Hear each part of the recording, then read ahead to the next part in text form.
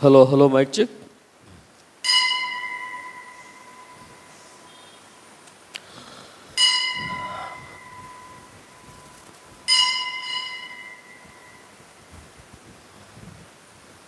ఆరాధన ప్రారంభించుకునేలాగా మనం అందరం నిలబడి ఆంధ్ర క్రైస్తవ కీర్తన నుంచి 283 కీర్తన స్తోత్రార్పణ అర్పితమైన కీర్తన పాడుకుందాం.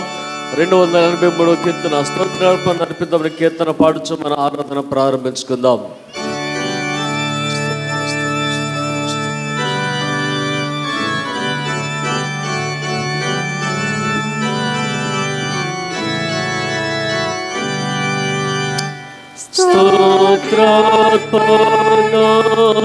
స్తోత్రార్పణనర్పితము జపధూపము వేసి కీర్తింతము జపధూపము వేసి కీర్తింతము పాత్రుండైన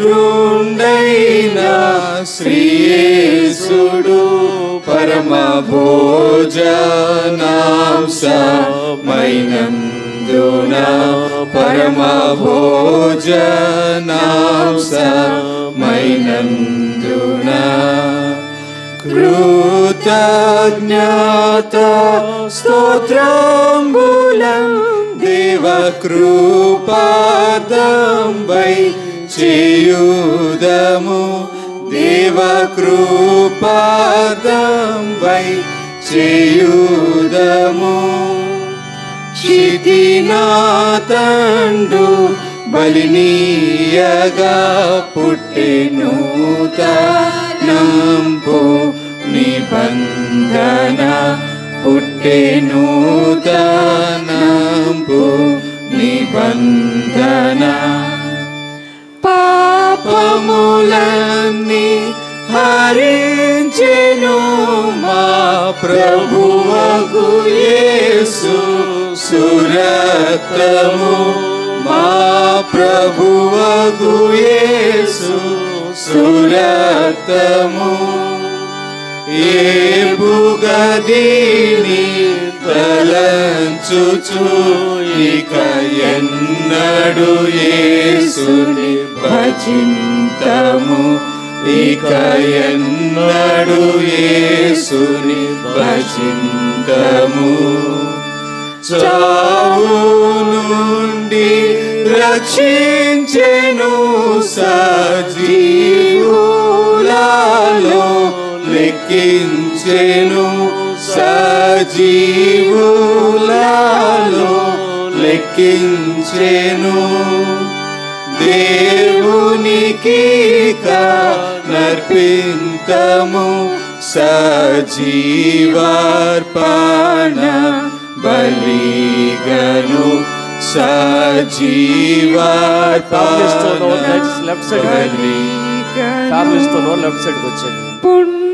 పుణ్యరక్త శరీరములలో పాలుందు మనమందరము పాలుందు మనమందరము అన్యులము కానేరము దైవాన్యోన్యము నొందినము దైవాన్యోన్యము నొందినము మరణ శ్రమల స్మరింతము ప్రభు తిరిగి వచ్చు పర్యంతము ప్రభు తిరిగి వచ్చు పర్యంతము ధరనాయేసు మరణంబును ఇక చిరకాలంబు చాటింతము ఇక చిరకాలంబు చాటింతము స్తోత్రార్పణ నర్పింతము జపధూపము వేసి కీర్తింతము జపధూపము వేసి కీర్తింతము పాత్రుండైన శ్రీయేసుడు పరమ భోజనాంశమైనందున పరమ భోజనాంశమైనందున.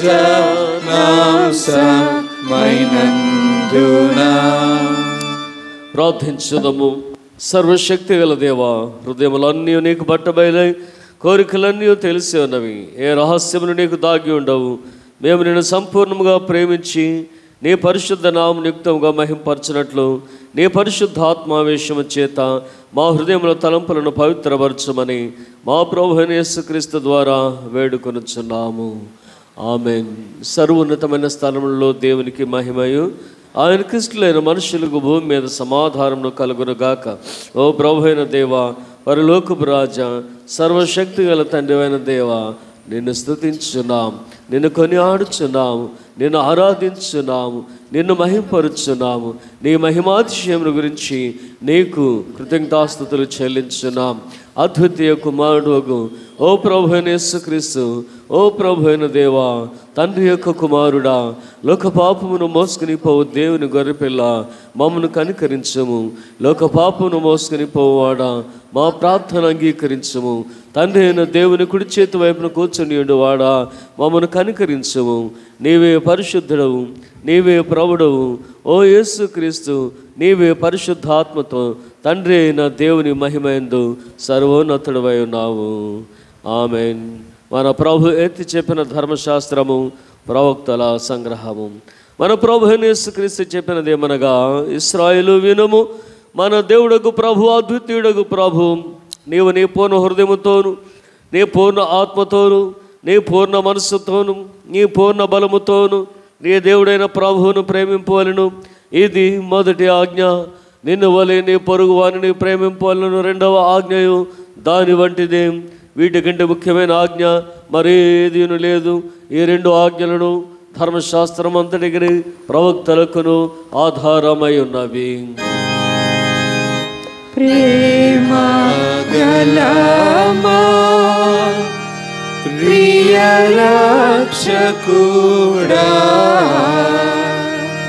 ప్రభువా మమ్ము కనికరించి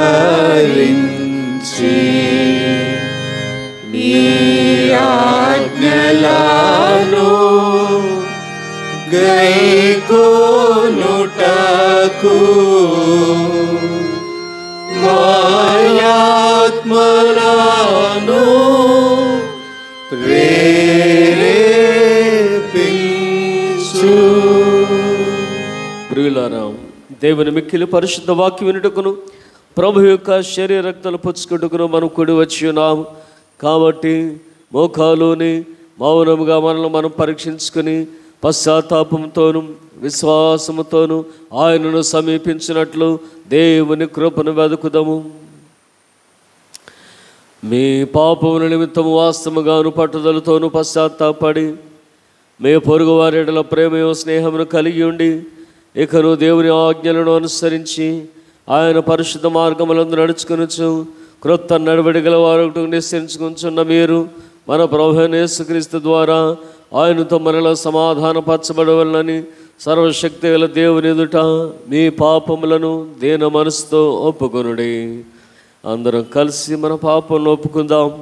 పరలోకపు తండ్రి, నీకును మా పొరుగు వారికి విరోధముగా పాపం చేస్తామని ఒప్పుకొనుచున్నాము. వెలుగులో గాక చీకట్లో నడిచిది క్రీస్తునామమును పలికియు దుష్టత్వం నుండి తొలక్కుంటే మమ్మను కనికరించమని నిన్ను బ్రతిమాలుకొనుచున్నాము. యేసుక్రీస్తు నిమిత్తము మా పాపములన్నిటినీ క్షమింపు. నీ పరిశుద్ధాత్మ చేత మమ్మను శుద్ధీకరించము. మా మనస్సాక్షిని జీవింపచేయము. నీ పరిశుద్ధ నామమునకు మహిమ కలుగునట్లు మేము ఇతరులను హృదయపూర్వకముగా క్షమించి ఇప్పటి నుండి క్రొత్త నడవడి గల వారమై నిన్ను సేవించుటకు శక్తిని అనుగ్రహించము. ఆమెన్. యేసుక్రీస్తు ద్వారా తన ఎదుగు నిజముగా మల్లు వారందరికీ దేవుడు అనుగ్రహించు కృపా వాక్యమును వినుడి. ప్రయాసపడి భారం మోసుకుంటున్న సమస్త జనులారా, నా ఎద్దుకు రండి, నేను మీకు విశ్రాంతి కలుగు చేతును. దేవుడు లోకమును ఎంతో ప్రేమించెను, కాగా ఆయన తన అద్వితీయ కుమారునిగా పుట్టిన వాని యందు విశ్వాసముంచు ప్రతివాడును నశింపక నిత్య జీవం పొందినట్లు ఆయనను అనుగ్రహించెను. పాపులను రక్షించుటకు క్రీస్తు యేసు లోకమునకు వచ్చిన వాక్యము నమ్మదగినది, పూర్ణాంగీకారమునకు యోగ్యమైనదై ఉన్నది. ఎవడైనను పాపం చేసిన యెడల నీతిమంతుడైన యేసుక్రీస్తును ఉత్తరవాది తండ్రి వద్ద మనకున్నాడు. ఆయనే మన పాపములకు శాంతికరమై ఉన్నాడు. మన పరలోకపు తండ్రి అయిన సర్వశక్తుల దేవుడు తమ సహోదరులను క్షమించి మనస్ఫూర్తైన పశ్చాత్తాపముతోనూ నిజమైన విశ్వాసముతోనూ తన వైపునకు మళ్ళీ వారందరికీ పాపములను క్షమింతునని తన గొప్ప కనికరం వలన మాట ఇచ్చున్నారు. ఆయన మన ప్రభువైన యేసుక్రీస్తు నిమిత్తము మిమ్మల్ని కనికరించి మీ పాపములన్నిటి క్షమించి వాటి నుండి మిమ్మల్ని విడుదల చేసి సమస్త సత్యములందును మిమ్మల్ని స్థిరపరిచి బలపరిచి నిత్య జీవమునకు తీసుకుని వెళ్ళును గాక. ఆమేన్. దేవునికి స్తోత్రము కలుగును గాక. ప్రభువు మీకు తోడైండును గాక. ఈ దినము కొరకు ఏర్పాటు చేయబడిన సంగ్రహ ప్రార్థన.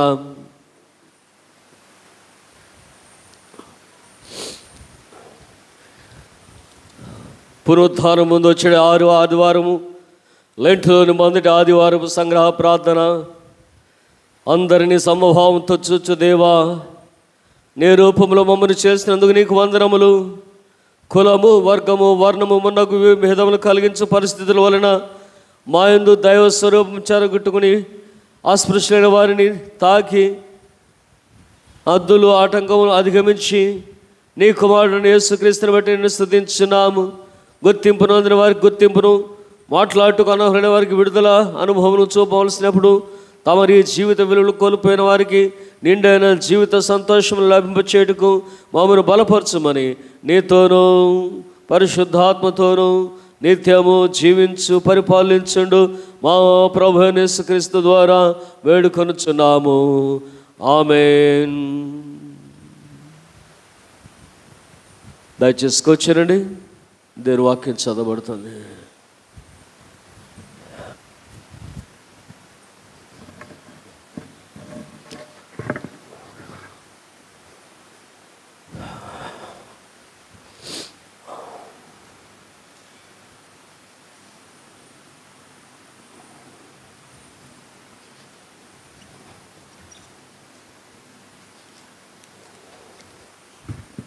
లెంటులోని మొదటి ఆదివారము, ఈస్టర్కు ముందు 6వ ఆదివారము, నేటి పరిశుద్ధ దినమునకై ఏర్పాటు చేయబడిన అంశము అస్పృశ్యులను ఆత్మీయముగా స్పర్శించుట.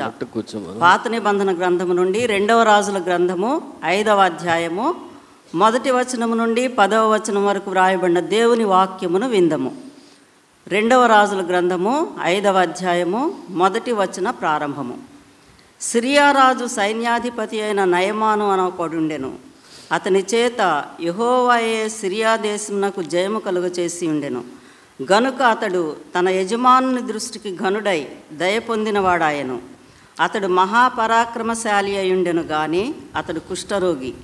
సిరియన్లు గుంపు గుంపులుగా బయలుదేరి ఇశ్రాయేలు దేశం మీదికి పోయియుండిరి.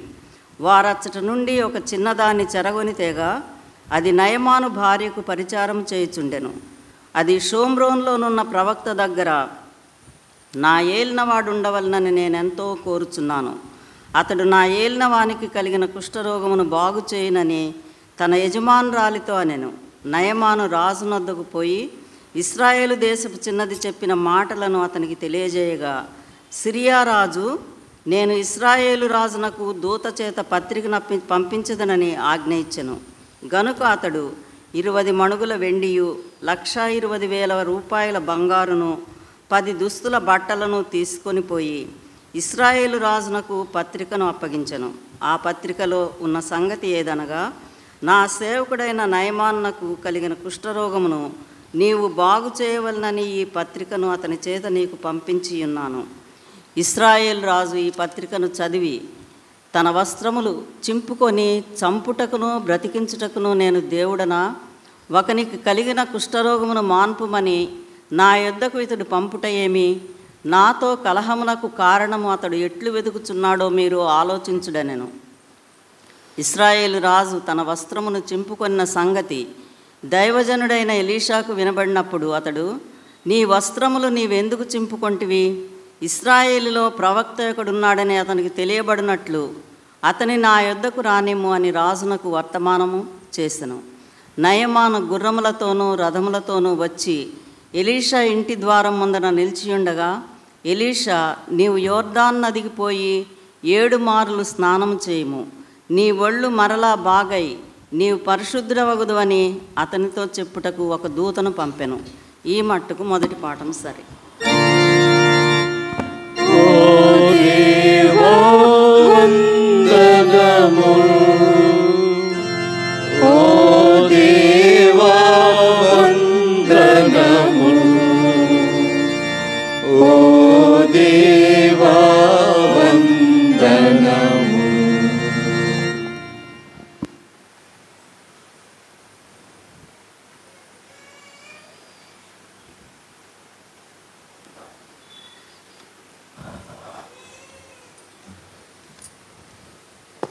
నేటి పరిశుద్ధ దినమునకై ఏర్పాటు చేయబడిన పత్రిక పాఠముగా హెబ్రీయులకు రాసిన పత్రిక 13వ అధ్యాయము 8వ వచనం నుండి 17వ వచనము.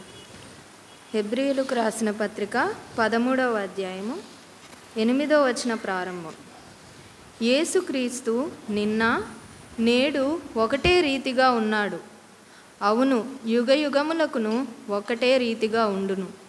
నానా విధములైన అన్యబోధల చేత త్రిప్పబడకుడి. భోజన పదార్థములను బట్టి కాక కృపను బట్టియే హృదయమును సిద్ధపరచుకొనుట మంచిది. భోజనములను బట్టి ప్రవర్తించిన వారికి ఏమీయూ ప్రయోజనము కలుగలేదు. మనకొక బలిపీఠం ఉన్నది, దాని సంబంధమైన వాటిని తినుటకును గుడారములో సేవ చేయువారికి అధికారము లేదు. వేటి రక్తము పాప పరిహారార్థముగా పరిశుద్ధ స్థలములోనికి ప్రధాన యాజకుని చేత తేబడునో ఆ జంతువుల కళేబరములు శిబిరమునకు వెలుపట దహింపబడును. కావున యేసు కూడా తన స్వరక్తము చేత ప్రజలను పరిశుద్ధపరచుటకై గవిని వెలుపట శ్రమ పొందెను. కాబట్టి మనమాయన నిందను భరించుచు శిబిరము వెలుపలికి ఆయన యొద్దకు వెళ్ళుదము. నిలువరమైన పట్టణము మనకిక్కడ లేదు, కానీ ఉండబోవుచున్న దాని కోసము ఎదురు చూచుచున్నాము. కాబట్టి ఆయన ద్వారా మనము దేవునికి ఎల్లప్పుడూ స్తుతి యాగము చేయుదము, అనగా ఆయన నామమును ఒప్పుకొనుచు జీహ్వ ఫలము అర్పించుదము. ఉపకారమును ధర్మమును చేయ మరచిపోకుడి. అట్టి యాగములు దేవునికి ఇష్టమైనవి. మీ పైన నాయకులుగా ఉన్నవారు లెక్క చెప్పవలసిన వారు వలె మీ ఆత్మలను కాయుచున్నారు. వారు దుఃఖముతో ఆ పని చేసిన ఎడల మీకు నిష్ప్రయోజనము గనుక దుఃఖముతో కాక ఆనందముతో చేయునట్లు వారి మాట విని వారికి లోబడి ఉండుడి. ఈ మట్టునకు పత్రిక పాఠం సరే.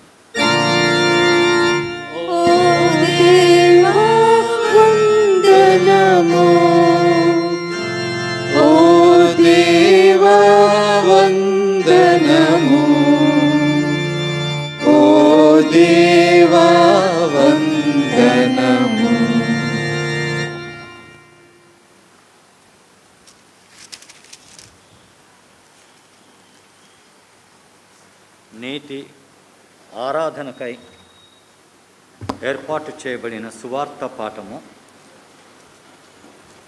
పరిశుద్ధ మత్తయి సువార్త 8వ అధ్యాయము మొదటి 4 వచనములు. పరిశుద్ధ మత్తయి సువార్త 8వ అధ్యాయము మొదటి 4 వచనములు. ఆయన ఆ కొండ మీద నుండి దిగి వచ్చినప్పుడు బహుజన సమూహములు ఆయనను వెంబడించెను. ఇదిగో, కుష్ఠరోగి వచ్చి ఆయనకు మ్రొక్కి, ప్రభువా, నీకిష్టమైతే నన్ను శుద్ధినిగా చేయగలవనెను. అందుకు ఆయన చెయ్యి చాపి వాణ్ణి ముట్టి నాకిష్టమే, నీవు శుద్ధుడవు కమ్మని చెప్పగా తత్క్షణమే వాని కుష్ఠరోగము శుద్ధి ఆయను. అప్పుడు యేసు, ఎవరితోనూ ఏమయో చెప్పకు సుమి, కానీ నీవు వెళ్ళి వారికి సాక్షార్థమై నీ దేహమును యాజకునికి కనపరుచుకొని మోషే నియమించిన కానుక సమర్పించుమని వానితో చెప్పాను. ఈ మట్టునకు సువార్త పాఠము సరి.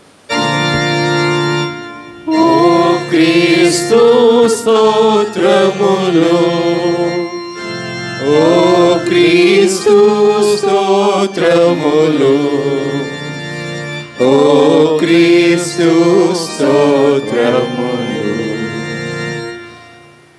మనమందరం అలాగ నిలవబడి 212వ సంగీతం పాడుకుందాం. 212వ సంగీతం.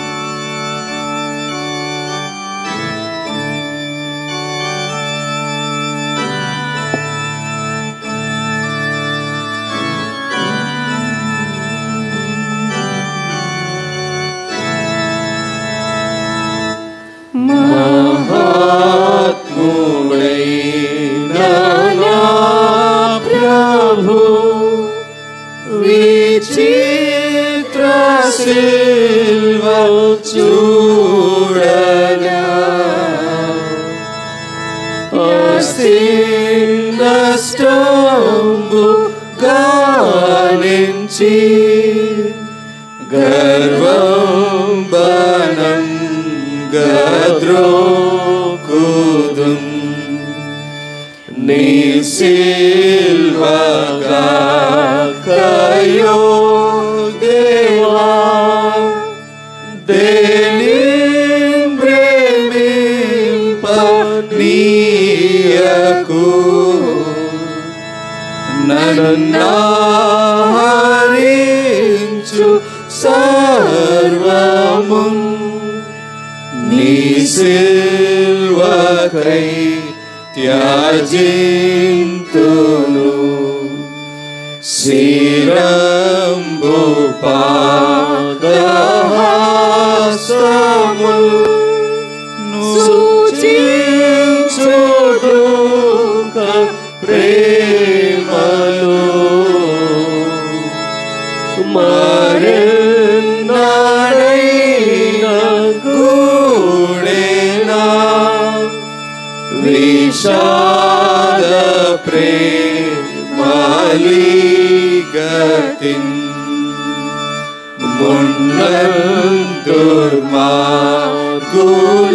మున్నందుర్మార్గులల్లినా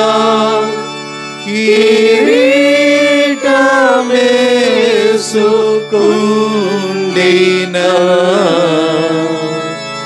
ఈ భూకిరీట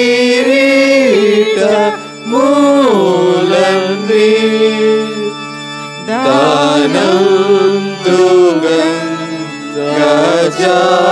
దానందుగంగాజాలోనే లోకమునే నర్పించిన నా యోగ్యమైన ఈవియవు వింతైన యేసు ప్రేమకై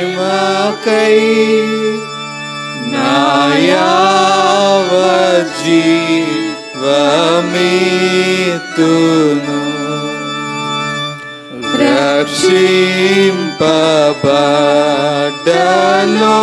రక్షింపబడ్డలోకమా రక్షింపజావు పొందినా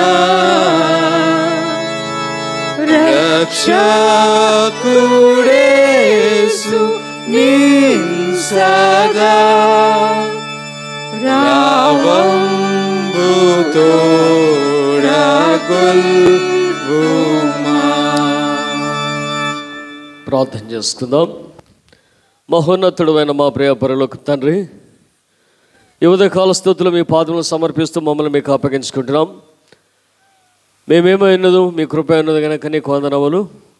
అట్టి కృపతో ఇంతవరకు భద్రపరిచి బలపరిచి నడిపించుకుంటున్న దేవా, మరొక నూతన దినము విశ్రాంతి దినము మా జీవితాలకు అనుగ్రహించి ఈ 2వ నెల 3వ వారం నీ పాద సన్నిధిలో కనబడేటువంటి భాగ్యాన్ని దయచేసినందుకు నీకు వందనాలు.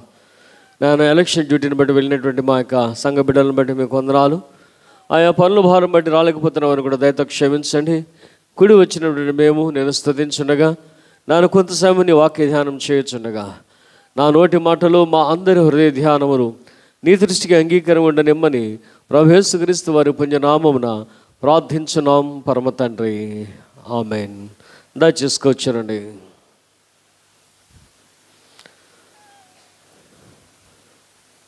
ఈ దినం మన కొరకు ఏర్పాటు చేయబడినటువంటి లేఖన భాగంలో ధ్యానాంశాన్ని ముందుగా మనం చూసినట్లయితే అస్పృశ్యులను ప్రేమతో స్పృశించుట.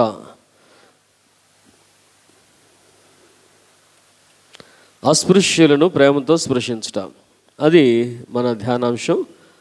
దాని కొరకు ఇవ్వబడినటువంటి లేఖన భాగంలో ముందుగా 2వ రాజుల గ్రంథం 5వ అధ్యాయం నుండి మనందరికీ తెలిసినటువంటి అంశం, మనందరికీ తెలిసినటువంటి పాఠం, నయమాను అనేటువంటి ఒక కుష్ఠరోగిని కూర్చున్నటువంటి పాఠాన్ని ఈరోజు మనం చదువుకుని ఉన్నాం.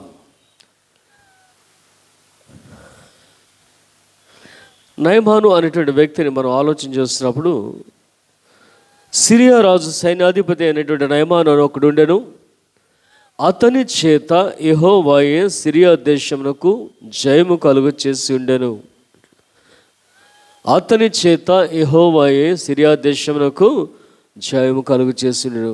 ఆ మొదటి మాటను మనం చూసినట్లయితే నయమాను అని ఒకడు ఉండెను అంటాడు. అయితే అతడు యజమాను దృష్టికి ఘనత పొందినవాడై దయ పొందినవాడై ఉన్నప్పటికీ పరాక్రమశాలి ఉన్నప్పటికీ అతడు కుష్ఠరోగి అని రాయబడింది. అతడు కుష్ఠరోగి కనుక సిరియా దేశాన్ని, దాని సైన్యాన్ని, రాజును, వారి బలగాన్ని మనం ఆలోచన చేసినప్పుడు ఒక సైన్యాధిపతిగా ఉండాలి అని అంటే యోధులైన వారందరినీ కూడా ఎంపిక చేసుకుని వారందరిలో కల బలవంతుణ్ణి, శక్తివంతుణ్ణి, జ్ఞానవంతుణ్ణి, ధైర్యవంతుణ్ణి, వివేచన శక్తి కలిగినటువంటి వాడిని, యుద్ధ ప్రణాళిక చేయగలిగిన వాడిని ఏర్పాటు చేసుకుంటారు అనేది మనకు తెలుసు కదండి. దావీదు కూడా యవనస్తులు ఏర్పాటు చేసుకున్నప్పుడు వాళ్ళందరిలో కల్లా వీరు ముగ్గురు శ్రేష్ఠులు, వీరు ముగ్గురు శ్రేష్ఠులు, వీరు ముగ్గురు శ్రేష్ఠులు అని కొన్ని విభజనలు మనకు కనపడుతూ ఉంటాయి దావీదు కాలంలో. వారందరికల్లా ఒక మంచి ఫ్యామిలీ ఆయనకి సైన్యంలో ఉంది. యోబు, అభిషై, ఇంకొక అయినారు, ఆ ముగ్గురు అన్నదమ్ములు. ఈ ముగ్గురిని కూడా మనం ఆలోచిస్తున్నప్పుడు ఆషాహేలు, ముగ్గురు కూడా బలవంతులైనటువంటి వారు, వడి కలిగినటువంటి వారు, వేగము కలిగినటువంటి వారు. ఆషాహేలు గురించి రాయబడుతుంది కదా, అడవి లేడి అంతా వేగముగా పరిగెత్తగలిగినటువంటి వాడు అంటాడు. యోబు బలవంతుడు. ఆ యొక్క అబ్నేరును చంపిన తర్వాత దావీదు అంటాడు, సిరియా కుమారులారా నాతో మీకేమి, లేదా మీతో నాకేమి, మీరు బలవంతులు అంటాడు. మేనల్లుళ్ళు అవుతారు అనుకుంటా నేను ఆ వరుస, లేదా మేనమామలు అవుతారు, బంధువులే. కానీ అబ్నేరుని చంపిన విధానాన్ని బట్టి ఏ మాత్రం కూడా జాలిపడలేదు. దానికి రావాల్సినటువంటి శాపాన్ని ప్రకటన చేస్తున్నట్లుగా మనం చూస్తాం. అది ఒక ఎత్తు అయితే, ఆ రెండవ వైపును మనం ఆలోచన చేస్తే ఈ సిరియా కుమారులు యోవాబు, అభిషై, ఆషాహేలు చాలా బలవంతులు, శ్రేష్ఠులు అనేటువంటి వారు. అందుకని సౌలు రాజు కాలంలో అబ్నేరును సైన్యాధిపతిగా పెట్టుకుంటే దావీదు యోవాబును సైన్యాధిపతిగా పెట్టుకున్నాడు. అంటే మనకు అనుకూలమైన వాళ్ళు కావాలా, మనకు శ్రేష్ఠులు కావాలా. ఆ రాజుకి ఆయన సైన్యాధిపతి కాబట్టి ఆయనే మనం పెట్టుకోవాలని ఆ ఆలోచన మనకు అక్కర్లేదు. కానీ ఈయనకునేటువంటి వారిలో, ఈయనకునేటువంటి స్ట్రెంగ్త్లో, ఈయనకునేటువంటి మనుషుల్లో ఈయన శ్రేష్ఠులైన వారిని పెట్టుకున్నాడు. కానీ ఒక సైన్యాధిపతి అనగానే ఒక ఉన్నతమైనటువంటి వ్యక్తి అనేది మనం జ్ఞాపకం చేసుకోవాలి. నెక్స్ట్ కింగ్, రాజు తర్వాత రాజు లాంటి వాడు. అతడు లేకుండా రాజు ఏం చేయలేడు, అతను లేకుండా రాజు ఏమి కూడా చేయలేడు. అందుకని ఇక్కడ మనం చూస్తాం, అతడు తన యజమాను దృష్టికి ఘనుడై దయ పొందిన వాడైను, అతడు కుష్ఠరోగి అంటాడు. అతడు కుష్ఠరోగి. A man with high social standing and prominence.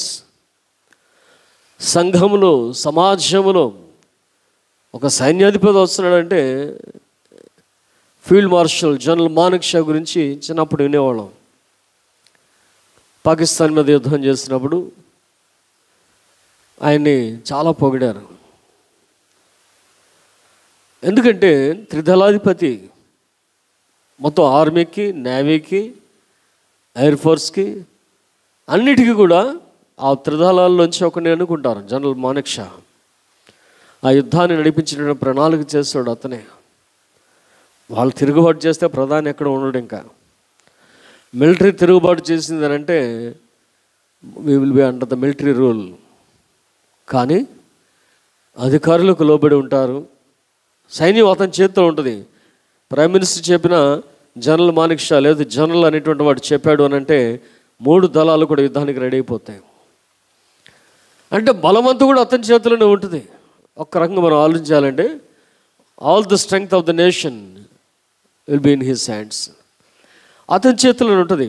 అతనికి ప్రధానమంత్రి లోబడి ఉన్నంతసేపే, రాష్ట్రపతి అనుకూలంగా ఉన్నంతసేపే.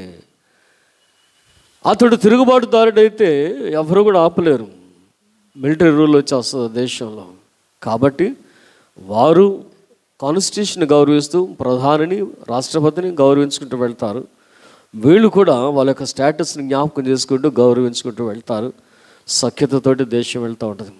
లేకపోతే మిలిటరీ తిరుగుబాటు వచ్చిందంటే సైన్య పరిపాలన జరుగుతుంది. కనుక బలవంతుడు, విజయాన్ని చేస్తున్నటువంటి వాడు, అతని గురించి రాస్తాడు, యెహోవాయే అతని చేత సిరియా దేశమునకు జయము కలుగ చేర్చును. As highly regarded as the king of Syria by the king of Syria. He was a valiant warrior, courageous warrior, but he suffered from leprosy అంటాడు. కుష్ఠరోగంతో బాధపడుతున్నటువంటి వ్యక్తి. నిన్నటి దినాన్ని కూడా మరి అనుకోకుండా ఈవినింగ్ లెసన్స్లో అదే వచ్చింది. నేను అదే ఆలోచన చేస్తున్నా, అరే రాత్రి అదే చెప్పాము, ప్రొద్దున అదే చెప్పాల్సి వస్తుంది అని. నేను చూడలేదు రాత్రి వరకు కూడా. చూస్తుంటే కొంచెం చేంజ్ చేసుకునేవాడిని.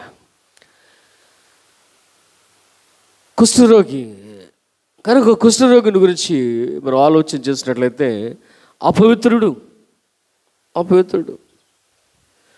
ఒక అపవిత్రుడైనటువంటి మనుష్యుడు, ఏ దేవుడైనటువంటి యెహోవా కుష్ఠరోగి అపవిత్రుడు అని అన్నాడు, ఆ అపవిత్రుడైన వానితో కూడా ఉండి ఒక దేశానికి విజయాన్ని కలుగ చేస్తున్నటువంటి స్థితిని మనం జ్ఞాపకం చేసుకున్నట్లయితే దేవుని యొక్క ప్రణాళిక ఎంత గొప్పగా ఉంటుందో ఈ ఉదయకాల సమయంలో మరొకసారి మనం ఆలోచన చేయవచ్చు.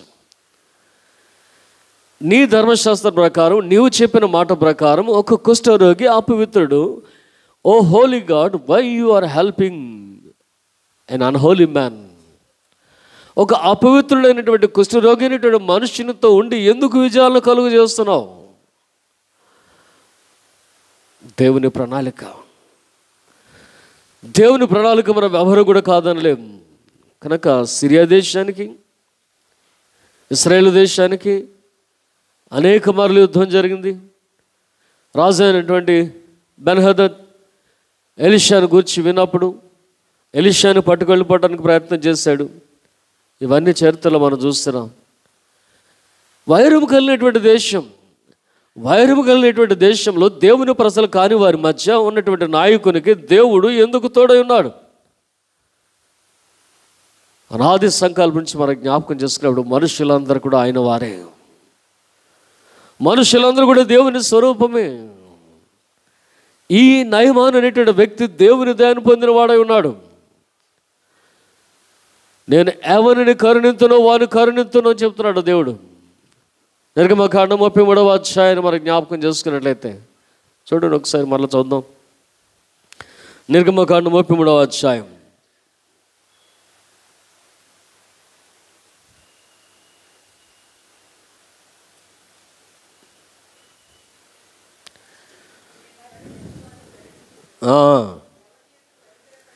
ఎవని యందు కనికరపడదునో వాని యందు నేను కనికరపడదును అంటాడు.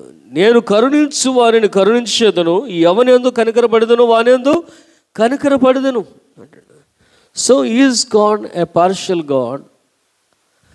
దేవుడు పక్షపాతి అయినటువంటి దేవుడా అని మనం ఆలోచించేసినప్పుడు ఆయన ఎప్పుడు కూడా పక్షపాతి అయినటువంటి దేవుడు కాడు. హృదయాంతరంగమును చూసేటువంటి దేవుడు ఆ వ్యక్తి యొక్క హృదయంలో ఉండేటువంటి భావాలను, ఆలోచనలను, నడవడిని, జీవన విధానమును, జీవిత విధానమును, దైవభక్తిని నిత్యము చూసేటువంటి దేవుడు ఆయన. అందుకని గడిచిన రాత్రి వచ్చిన వారు కూడా వినుంటారు వర్తమానం. అడుగుడి మీకు ఇవ్వబడును, వెదకుడి మీకు దొరుకును, తట్టుడి మీకు వరకు తీయబడును అన్నాడు. సో మనం ఏదైనా అడిగవచ్చు కదా, అడగండి అన్నాడు కదా దేవుడు. అడుగుడి మీకు ఇవ్వబడును అన్నాడు. So we can ask anything what ever our heart desires. మన హృదయం ఏమేమి కోరుకుంటుందో దాన్ని అల్ల కూడా అడిగవచ్చు. కానీ ఇంకొక కండిషన్ పెట్టాడు. యోహాను సువార్త 15వ అధ్యాయం 7వ వచనం. యోహాను సువార్త 15వ అధ్యాయం 7వ వచనం చదవండి. నా యందు మీరును మీ యందు నా మాటలను నిలిచిన యెడల. There is a condition. మత్తయి సువార్త 7వ అధ్యాయం అంటాడు, అడుగుడి మీకు ఇవ్వబడును, వెదకుడి మీకు దొరుకును, తట్టుడి మీకు తీయబడును. అంటే నాలాంటి వాడు, లేదంటే ఇంకా నాకంటే ఇంకొంచెం వాడు ఏది పడుతుంది అడిగేస్తాడు. యేసయ్య నువ్వు అన్నావు కదా ఇచ్చేసేయి అంటాడు. యేసయ్య నువ్వు ఇస్తానన్నావు కదా ఇచ్చేసేయి అంటాడు. అప్పుడు వారి కొరకు దేవుడు ఏమంటున్నాడంటే, దెర్ ఇస్ ఎ కండిషన్ బాబు, నీవు నాలోకి రావాలా, నా మాటలు నీలోకి రావాలా అంటాడు. The one who asks God to give something, the heart's desire should be in the God. దేవుళ్ళనికి వచ్చేయాలి, దేవుల్లో మమేకమైపోవాలా, దేవుని యొక్క స్వారూప్యంలోకి మార్చబడాలా. Whatever the scripture says, Bible గ్రంథం ఏమి చెప్తుందో, దానిలో వాక్యాలు ఏం చెప్తున్నావో, దాని మర్మం ఏముందో అవన్నీ కూడా హృదయంలో భద్రపరచుకోవాలా. నీవు దేవునిలోనికి వెళ్ళాలా, దేవుని వాక్యం నీలోకి రావాలా. అప్పుడు నీవు ఏది అడిగినప్పటికి కూడా what ever you wishes, what ever you desire, ఏది నువ్వు కోరుకున్నావు వాటి అన్నిటిని కూడా నేను దయచేస్తానంటాడు. అంటే ఉట్టినే అడుగుడి మీకు ఇవ్వబడి అనలేదు ఆయన. నీవు నాలోకి రా, నా మాటలు నీలో భద్రం చేసుకో, అప్పుడు నువ్వు అడిగితే నేను ఇస్తాను అంటున్నాడు. అప్పుడు నువ్వు అడిగితే నేను ఇస్తాను. కనుక అడగడానికి వచ్చేటువంటి ప్రతి ఒక్కరిని కూడా మనం జ్ఞాపకం చేసుకున్నప్పుడు ఈ ఆలోచన, దేవుడు మనుషులందరి కొరకు ప్రణాళికను కలిగిన వాడే. ఆదామును ముందుగా నిర్మించక నువ్వు ఏదైనా నిర్మించి ఆదాముకి ఏదేది అవసరమో వాటన్నిటిని కూడా ఏర్పాటు చేసినటువంటి దేవుడు నేటి దినం జీవించిన మన అందరి జీవితాల్లో కూడా మనం తల్లి గర్భంలో పుట్టక మునిపే మనకి ఏం కావాలని దానిని ఇచ్చి ఐ హ్యావ్ గ్రాంటెడ్ ఇట్ అన్నాడు. మరి ఎలా రిసీవ్ చేసుకోవాలి మేము అని అంటే ఈ రెండు మాటలు, నీవు దేవునిలోనికి వెళ్ళాలా, దేవుని మాటలు నీలోకి రావాలా. ప్రభువా నా అవసరం ఇది, దాన్ని నా కొరకు దయచేయి, ఇదిగో నా కోరిక ఇది, దాన్ని నా కొరకు దయచేయి. కాబట్టి ఇంకొక మాట కూడా మనకు జ్ఞాపకం చేసుకోవచ్చు. విలియం కేరీ భక్తుడు ఒక మాట అంటాడు, ఏమంటాడు, expect great things from God. దేవుని నుండి గొప్ప వాటిని ఆశించు అంటాడు. కోరుకునేది ఏదో చిన్నవి కోరుకోబాకండి, పెద్దవి కోరుకోండి. సరే నేను పెద్దది కోరుకుంటానని దేవుని కొరకు ఏం చేయకుండా కూర్చుంటే దేవుడు ఇష్టపడేటువంటి దేవుడు కాదు. అందుకని ఏమంటే దేవుని కొరకు కూడా మీరు గొప్ప కార్యములు చేయండి. ఇప్పుడు రెండు మాటలు మనకు జ్ఞాపకం చేసుకుందాం. నీవు దేవునిలో ఉన్నావా, దేవుని వాక్యం నీలో ఉన్నదా? ఎప్పుడైనా సరే దేవుని కొరకు ఏమైనా ఒక గొప్ప కార్యం నీ జీవితంలో చేసి ఉన్నావా? ఈ మూడు మాటలు నిన్ను నీవు ప్రశ్నించుకున్న తర్వాత, లేదా నన్ను నేను ప్రశ్నించుకున్న తర్వాత, ఇప్పుడు యేసు నామమున దీన్ని దయచేయము అను. Immediately it will be granted. It is already ordered, it is already sanction. నీవు తల్లి గర్భంలో రూపించమన్నాడు, నువ్వు చనిపోయే రోజు వరకు ఏమేమి కావాలో అవన్నీ కూడా ఎరిగినటువంటి దేవుడు నీ జీవిత కాలాన్ని. ఒక్క మూడు మాటలు నీ జీవితంలో, నా జీవితంలో నెరవేర్చుకోగలిగితే, మనం దేవునిలోనికి వెళ్ళగలిగితే, దేవుని మాటలు మన హృదయంలో నింపుకోగలిగితే, దేవుని కొరకు గొప్ప కార్యం ఏమన్నా చేయగలిగిన వారమై ఉంటే, అప్పుడు ఏది అడిగినప్పుడు కూడా దేవుడు మన జీవితానికి అనుగ్రహించేటువంటి దేవుడై ఉన్నాడు. కనుక ఆయన పక్షపాతి అయినటువంటి దేవుడు కాడు గనుక, మనుషులందరూ కూడా ఆయన స్వరూపంలో నిర్మించుకున్నవాడు గనక, ఆ పువాది తీసుకుని వచ్చినటువంటి ఛిద్రమైనటువంటి స్థితి మానవ జీవితంలో కొనసాగుతుంది గనక, by their parents, by their grand parents. ఎక్కడో ఒక చోట దోషం అనేది వారి కుటుంబంలో వచ్చింది కనుక ఆ పాపము, ఆ దోషం కొనసాగుతూ నాయమాను అనేటువంటి వ్యక్తి జీవితంలో కుష్టు అనేటువంటి రోగం రూపంలో అది కనబడుతుంది. కానీ కంపారిటివ్లీ ఆయన యొక్క స్పిరిచువల్ లైఫ్, ఆయన యొక్క రిలీజియస్ లైఫ్, ఆయన యొక్క జాబ్ రెస్పాన్సిబిలిటీ, ఇవన్నీ కూడా better than any other man. సామాన్యుడైనటువంటి ఆరోగ్యవంతుడైనటువంటి అనేక మంది మనుషుల కంటే ఇతని యొక్క ఆధ్యాత్మిక స్థితి, ఆధ్యాత్మిక నడిపింపు మేబీ బెటర్. లేకపోతే దేవుడు దరికి చేరడండి. దేవుడు దరికి చేరేటువంటి దేవుడు కాదు. మన జీవితాలు మన ఇష్టానుసారంగా మనం జీవిస్తూ ఉంటే దేవుడు దరికి చేరి మన ఇష్టం వచ్చినట్టు జీవిస్తున్న వాడికి సహాయం చేసేటువంటి దేవుడు కాదు. దేవుని యందు భయభక్తులు కలగాల, దేవుని సంతోషపరిచేటువంటి స్థితి మన జీవితాలకు కావాలని దాన్ని మనం జ్ఞాపకం చేసుకున్నట్లయితే maybe there are some better qualities. కుష్ఠరోగి అయినప్పుడు కూడా దేవునికి అనుకూలమైనటువంటి కొన్ని బెటర్ క్వాలిటీస్ అతనిలో ఉన్నాయి. అందుకోసమే అతడు లేదా దేవుడు అతనికి తోడై ఉండి అతని ద్వారా సిరియా దేశమునకు విజయాన్ని కలుగు చేయొచ్చును. By him the Lord had given victory to Aram or the Syria. ఈ మాటలు మనం ఆజ్ఞ చేసుకున్నట్లయితే ద కింగ్, తర్వాతకి వెళ్ళిపోతాం. స్వస్థత గురించి మనకు వద్దు, కానీ మనందరికీ తెలిసిందే ఆయన బయటికి రాలేదు. దైవజనుడు యోర్దానులోకి వెళ్ళి మొలగమన్నాడు. యోర్దానులోకి వెళ్ళి 7 మార్లు మొలిగిన తర్వాత ఆయన దేహము పసిపిల్లవాని దేహములు అయిపోయింది. బహుమానాలు తీసుకుని వచ్చాడు. నేను తీసుకొని అన్నాడు. అయితే వెళ్ళిపెట్టేప్పుడు ఒక చిన్న రిక్వెస్ట్ పెడుతున్నాడు. చూడండి ఒకసారి 15వ వచనం. అప్పుడు అతడు తన పరివారంతో కూడా దైవజనుని దగ్గరికి తిరిగి వచ్చి అతని ముందర నిలిచి, చిత్తగించము, ఇశ్రాయేల్లో ఉన్న దేవుడు తప్ప లోకమంతాడు మరి యొక్క దేవుడు లేడని నేను ఎరుగుదును. So he has confessed that the God of Israel is the God of nations, God of whole creation. ఇశ్రాయేలులో ఉన్న దేవుడు తప్ప మరొక దేవుడు లేడని నేను దేవుని యందు విశ్వాసం ఉంచున్నానని చెప్పాడు. తర్వాత ఏమంటాడు? ఇప్పుడు నీవు నీ దాసుని నా యొద్ద బహుమానం తీసుకునవలసిందని చెప్పగా ఎలీషా అంటున్నాడు, ఎవని సన్నిధిలో నేను నిలిచినానో ఆ దేవుని జీవము తోడు నేను నీ దగ్గర ఏమి కూడా తీసుకొని అన్నాడు. అయితే 18వ వచనం మనం చూసినట్లయితే చూడండి ఒకసారి. 17 యెహోవాకు తప్ప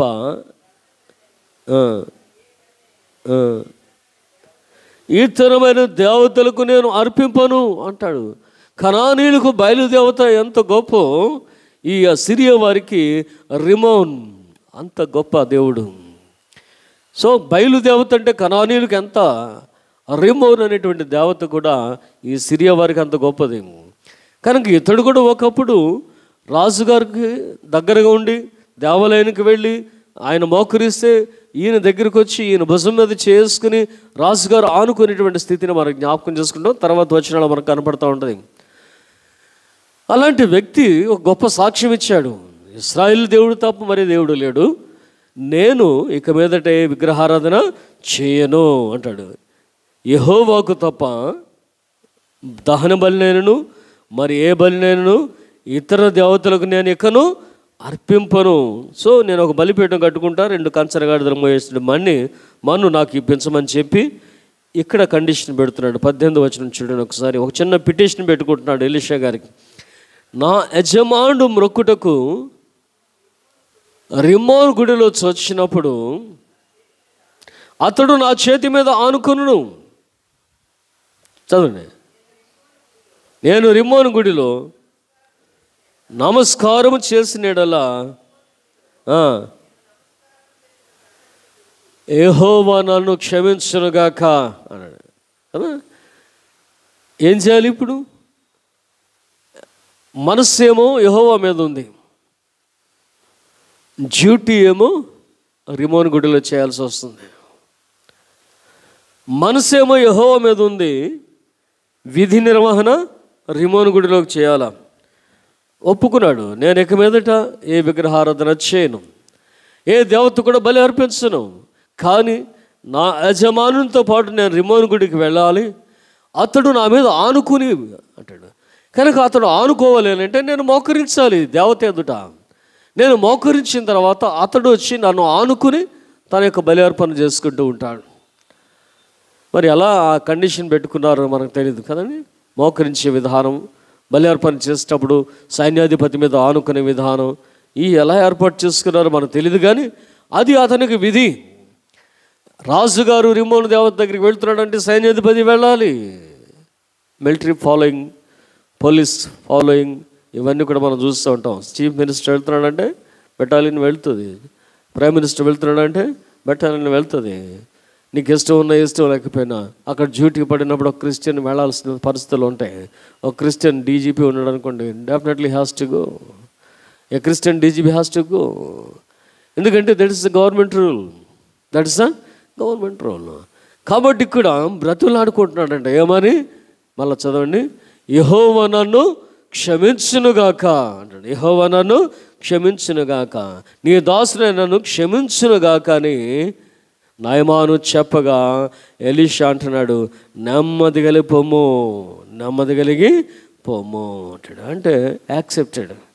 it is your duty to stand or kneel down before the Rimmon.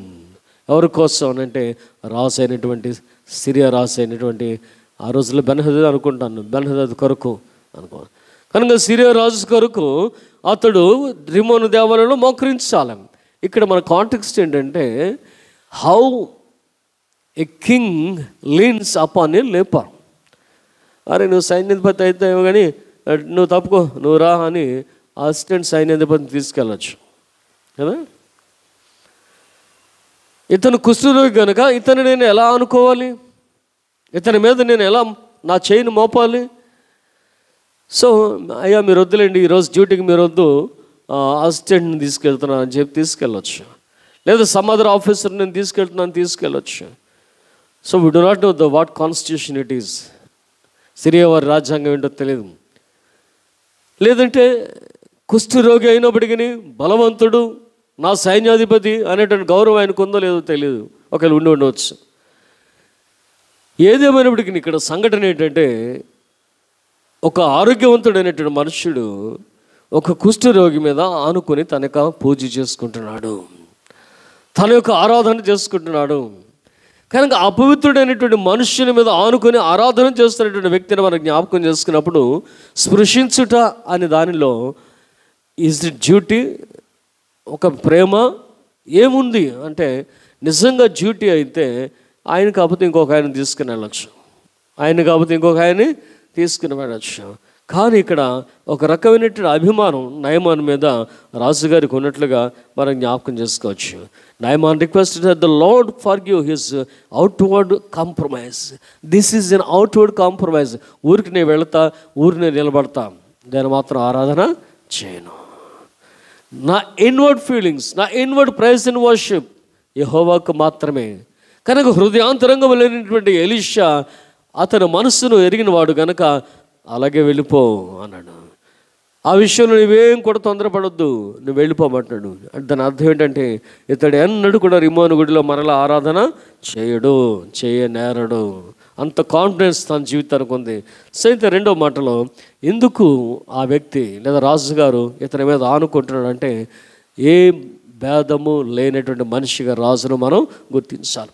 ఒక అధికారిని తనకున్న బలహీనతల విషయంలో కూడా పట్టించుకోకుండా అతని మీద ఆనుకుంటున్నటువంటి మంచి మనసు కలిగినటువంటి వాడు సిరియా రాజు అనే దానిని మనం ఆలోచించేసినట్లయితే, ఈ మత్తయి సువార్త 8వ అధ్యాయంలో మనకు ఇవ్వబడినటువంటి ఆ గాస్పెల్ లెసన్ మనం జ్ఞాపకం చేసుకుందాం. మత్తయి సువార్త 8వ అధ్యాయం. ఆయన కొండ దిగి వచ్చుండగా అంటాడు, కొండ దిగి వచ్చుండగా ఎవరు వచ్చారు ఎదురుగుండా? ఒక కుష్ఠరోగి వచ్చాడు. ఏం కొండ అనుకున్నావు? నిండు దినాన ధన్యతల కొండ, ధన్యతల కొండ. యెరూషలేము వెళ్ళిన వారందరూ కూడా ఈ కొండ దిగి వస్తారు. బెటర్ చర్చ్ దమ్ ధన్యతల కొండ ఎక్కి దిగి వస్తూ ఉంటారు కదా. కనుక ఈ ధన్యతల కొండ మీద నుంచి దిగి రాగానే ఒక కుష్ఠరోగి ఆయన ఎదుటికి వచ్చి ఆయన ఎదుట మ్రొక్కి, ప్రభువా నీకు ఇష్టమైతే నన్ను శుద్ధినిగా చేయగలవను. అందుకు ఆయన చేయి చాపి ముట్టి నాకు ఇష్టమే అన్నాడట. చేయి చాపి ముట్టి నాకు ఇష్టమే. లూకా సువార్త కూడా రాస్తున్నాడు సాష్టాంగపడి అంటాడు. మత్తయి సువార్తలో అయితే ఆయన మ్రొక్కి అన్నాడు. ఎలా మ్రొక్కాడు అని అంటే సాష్టాంగపడి. కనుక what ever the posture is, మనం నిలబడి ప్రార్థన చేస్తున్నామా, చేతులెత్తి ప్రార్థన చేస్తున్నామా, మోకరించి ప్రార్థన చేస్తున్నామా, మనం ఏ పొజిషన్లో ప్రార్థన చేస్తున్నామనే దానికంటే కూడా ప్రార్థన చేస్తున్నటువంటి వ్యక్తి యొక్క ఆత్మీయ అంతస్తు ఏ విధంగా ఉన్నది, ఆ ఆత్మ అటు ఇటు పరుగులెత్తకుండా దేవునితో ఎంతగా ఐక్యపరచబడి ఉన్నది. ఈ రోజున మనం జ్ఞాపకం చేసుకున్నట్లయితే యోగా యోగా యోగా మైండ్ మెడిటేషన్ ఇవన్నీ కూడా మనం జ్ఞాపకం చేసుకుంటే ఏంటంటే మనిషి తనకున్నటువంటి జీవన విధానం ఒత్తిడిలో మనసు పరిపరి విధాల పరుగులెత్తుతున్నది. పరుగులెత్తుతున్నది. పూర్వకాలంలో మనకు కొద్ది టెన్షన్ ఉండేది.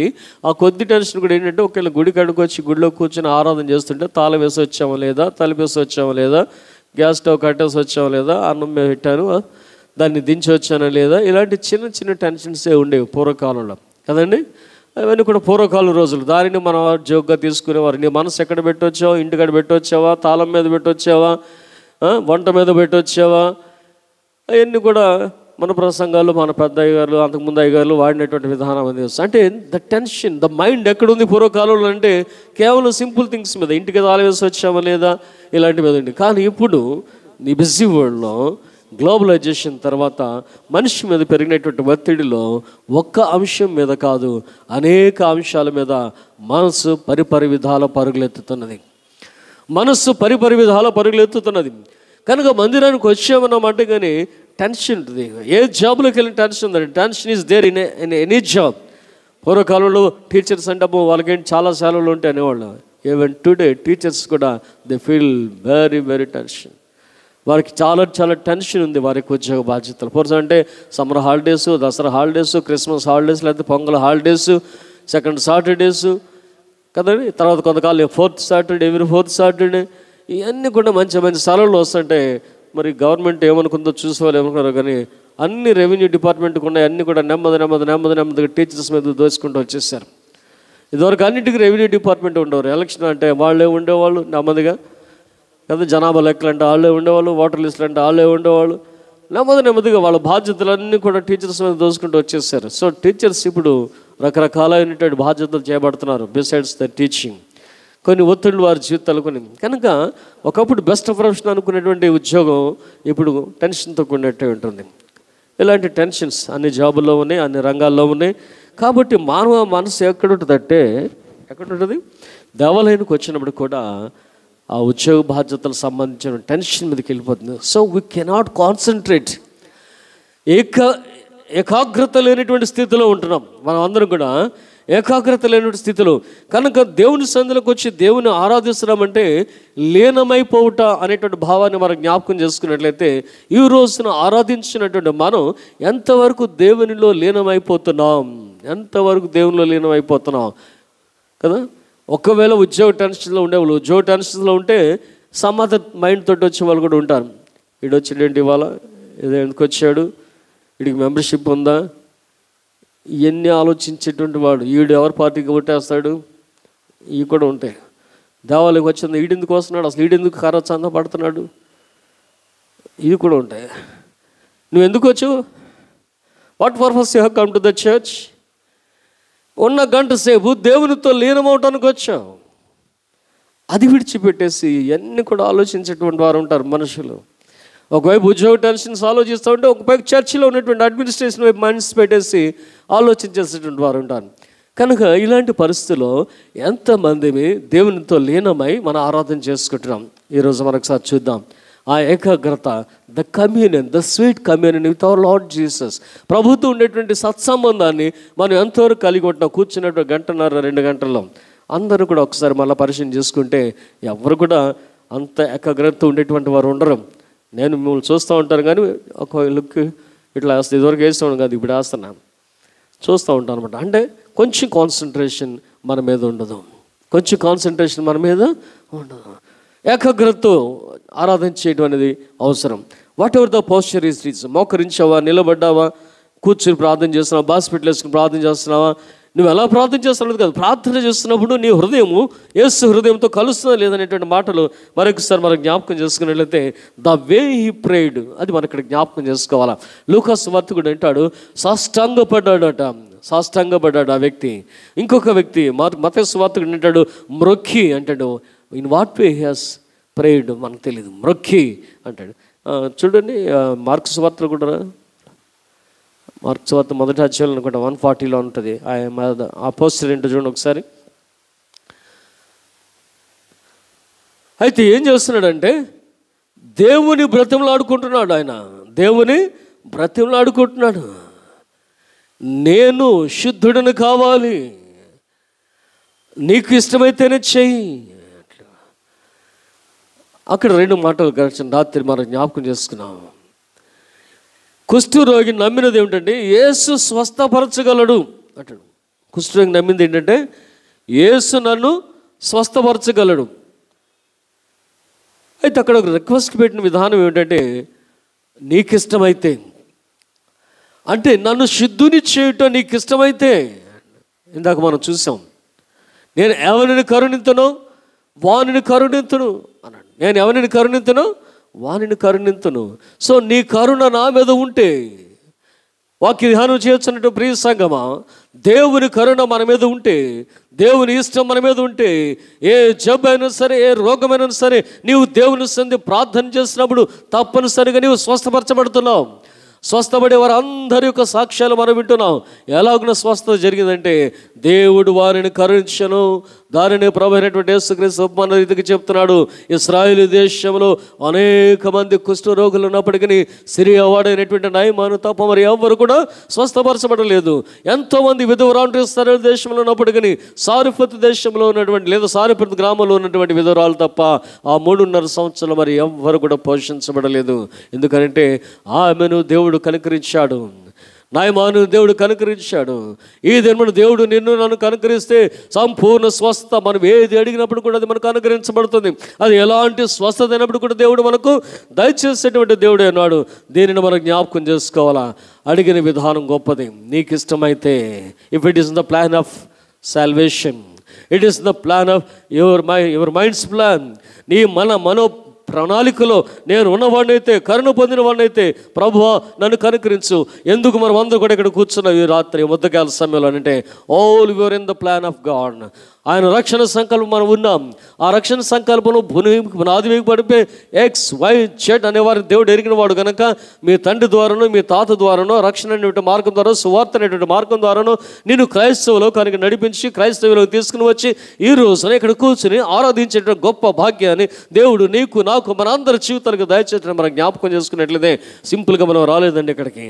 We are in the plan of God. ఆ ప్రణాళిక నెరవేర్చబడుతున్న దినాలలో ఈ యొక్క ఫిబ్రవరి 21వ తారీఖు 2021 సంవత్సరం ఈ మందిరంలో ఎలాగున కూర్చొని మనం ఆరాధించాలంటే దేవుని యొక్క ప్రణాళిక ఈ రోజున నెరవేర్చబడుతుంది కనుక మనం ఉన్నాం. లేకపోతే కలకట్ట టూర్లో ఉండేవాళ్ళం, ఏ బాంబే టూర్లో ఉండేవాళ్ళం, ఎక్కడ కూతురు దగ్గరికో అల్లుడి దగ్గరికి వెళ్ళి వచ్చేవాళ్ళం, ఎక్కడ ఉండేవాళ్ళం కాదు. But we are in the plan of God. అందుకని మనందరూ కూడా దేవుడు ఇక్కడ చేర్చిన వాడు అన్నాడు. కనుక నీ ప్రణాళికలో నేను ఉన్నవాడిని అయితే ప్రభువా నువ్వు నన్ను స్వస్థపరచగలిగిన వాడు అని చెప్పి ప్రార్థించినప్పుడు Jesus moved with the tender compassion. మన అందరి జీవితాల్లో కూడా దేవుడు అది ఇచ్చాడు. Compassion of Jesus Christ. దీనిని మనం జ్ఞాపకం చేసుకోవాలా. యేసు వారి యొక్క దయ కలిగినటువంటి హృదయం, యేసు వారి యొక్క జాలి కలిగినటువంటి హృదయం ఎందుకు పరలోకం నుంచి భూమి మీదకి వచ్చాడు అంటే నశించిపోతున్నటువంటి ఆదామును చూసినప్పుడు జాలి పడిన వాడై ఉన్నాడు. The very very compassionate heart, the very very compassionate heart. బోధకుడు అయినటువంటి డాక్టర్ డిఎస్ దినకర్ గారు చెప్పుకుంటాడు, హైయెస్ట్ ఇవి ఉన్నాయట, ఏది లిస్ట్స్ ఉన్నాయట. ఆ లిస్ట్లో కంపాషన్ కలిగినటువంటి వారు ఎంతమంది ఉన్నారు అని దేవుడు రాస్తున్నాడట. ఇవాంజలిజం మీద ఆశ కలిగిన వారు ఎంతమంది ఉన్నారు. సో కొన్ని డిపార్ట్మెంట్స్ ఉన్నాయి పరలోక రాజ్యంలో కూడా. నీవు ఏ కోవకు చెందినవాడు? నేనైతే దేవుడు నన్ను కంపాషనెట్ లిస్ట్లో పెట్టుకున్నాడయా. భూమి మీద జాలి పడేవారు ఎవరైనా ఉంటే ఆ జాలి పడే తత్వం నాలో ఇచ్చాడు దేవుడు. So through me God has done great things because of the mind I have, the compassionate mind. నాకున్నటువంటి జాలి, దయ అనేటువంటి ఆ యొక్క ఎవరిని చూసినప్పుడు కూడా, రోగిని చూసినప్పుడు అదే మనం వెళ్ళిపోతే మదర్ తెరిసిన మనం జ్ఞాపకం చేసుకోవచ్చు. ఎందుకు నేను ముట్టుకోలేమండి? ప్యాంట్లో 2కి వెళ్ళిపోయినోడిని నేను ముట్టుకోగలమా? పంచీలు పారుకున్నటువంటి వాడిని నువ్వు నేను ముట్టుకోగలమా? ముట్టుకోలేము. నేను కలకట్టాలో చదువుకునేటప్పుడు, సరంపూర్లో చదువుకునేటప్పుడు కలకట్ట విజిట్ చేస్తూ ఉండేవాడు. డైయింగ్ డెస్టిస్ అనేటువంటి ఆమె సంస్థ ఎక్కడది? కాళీ విగ్రహం పక్కనే ఉంటుంది, కాళీ గుడి పక్కనే ఉంటుంది. ఈమె రెసిడెన్స్ లోయర్ సర్కిల్ రోడ్లో ఉంటుంది. అక్కడ మదర్ తెరిసా సమాధి ఇప్పుడు అక్కడే ఉంటుంది. ఆమె ఏ ఇంట్లో ఆమె నివాసం ఏర్పరచుకుందో ఆ ఇంట్లోనే సమాధి ఉంటుంది. That is the lower circle road in Calcutta. ఈ సమాధి మాత్రం కాళికా గుడి, ఈ డైయింగ్ డెస్టిస్ మాత్రం కాళికా గుడి దగ్గర ఉంటుంది. నేను విజిట్ చేయడానికి వెళ్ళిన సమయంలో చూసేవాడు. తెల్లని మనుషులు అనమాట, ఆల్ ద ఫారినర్స్, వైట్ డ్రెస్లో సిస్టర్స్ లాగా డ్రెస్ చేసుకుని వాళ్ళు కడుగుతూ ఉంటే నిజంగా నాకు చాలా బాధ అనిపించింది. ఎవరికి అడుగుతారండి? అమ్మకి కడగలం ఈరోజు మనం, నాన్నకి కడగలం ఈరోజు మనం. ఎవరికి కడుగుతా? ఎందుకు కడగాలి? ఆ కంపాషనెట్ హృదయం వస్తేనే తప్ప నువ్వు టచ్ చేయలేవు. సో ఈ కంపాషనెట్ హృదయం అనేది యేసు వారి యొక్క స్వయం లక్షణం. అది it's one of the attribute his character. అది ఈ రోజున ఈ కుష్ఠరోగి విషయంలో కాదు, కానీ ఇక్కడ కూర్చుని యేసును ఆరాధిస్తున్న మన అందరి మీద కూడా ఆ దయ కలిగిన వాడు కనుకని ఆ దయను బట్టి ఒక క్రైస్తవుడిగా నీవు ముద్రించబడిన వాడే దేవుని సన్నిధిలోకి వచ్చాం. రేపు with this access you are going to lean on his bosom. ఆయన రొమ్మును ఆనుకుంటాకి వెళ్ళబోతున్నావు. నీవు ఆ మురికి వాడివే, ఆ కుష్ఠరోగివే, ఆ బలహీనుడివే. నిన్ను కరుణించి ఈరోజు ఒకవేళ మనం అందరం కూడా ఆరోగ్యంగా ఉన్నాం కనుక ప్యాంటు షర్ట్ చేసుకున్నాను వచ్చి కూర్చున్నాం గుళ్ళో, we are all the healthy people, లేకపోతే వెరీ ఏమన్నారు శుభ్రమైనటువంటి వారం, very neat and clean people. Sprays కొట్టుకున్నాం, అన్నీ కొట్టుకున్నాం, బాగున్నాం, మంచి డ్రెస్ వేసుకున్నాం. ఏదున్నప్పుడు కూడా హృదయాంతరంగంలో శుద్ధి లేనప్పుడు దేవుడు అంగీకరించినటువంటి దేవుడు కాడు అనేటువంటి మాట మనం అందరం కూడా ఎరిగినటువంటి సాక్ష్యం. కాబట్టి ఎవరి మీద జాలి పడుతున్నాడంటే, ఎవరి హృదయం అయితే దేవుని వైపు తిరుగుతుందో వారి పట్ల జాలి కలిగేటువంటి దేవుడు. అనగా దేవుని యొక్క దయను పొందుకోగలిగినటువంటి విశ్వాసం, భక్తి అతని జీవితంలో ఉన్నది అనేటువంటి మాట మరొకసారి మనం జ్ఞాపకం చేసుకుంటే, this alone is the source of all human salvation. సర్వ మానవాళికి కూడా రక్షణకు ఆధారం ఏమిటంటే యేసు క్రీస్తు వారి యొక్క దయ, యేసు క్రీస్తు వారి యొక్క జాలి కలిగినటువంటి మనస్సు అనేటువంటి మాట మనం జ్ఞాపకం చేసుకున్నప్పుడు, ఈ జాలి కలిగిన మనస్సుతో ఆయన అంటున్నాడు, ఐ విల్, నాకు ఇష్టమే. ఏమంటాడు? ఐ విల్, నాకు ఇష్టమే అని చెప్పి ముట్టుకున్నాడు. నన్ను పట్టుకున్నాడు చేయ. నువ్వే కదా ఆర్డర్ ఇచ్చావు, నువ్వే కదా ధర్మశాస్త్రం రాసావు, ఒక్క కుష్ఠరోగి అపవిత్రుడు అన్నది నీవే కదా. లేవే కాండం 13వ అధ్యాయం 3వ వచనం ఒకసారి చదవండి ఒకసారి.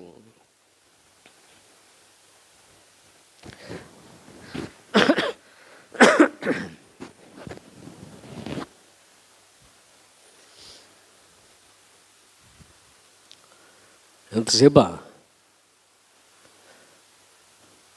లేవే కాండం 13వ అధ్యాయం 3వ వచనం.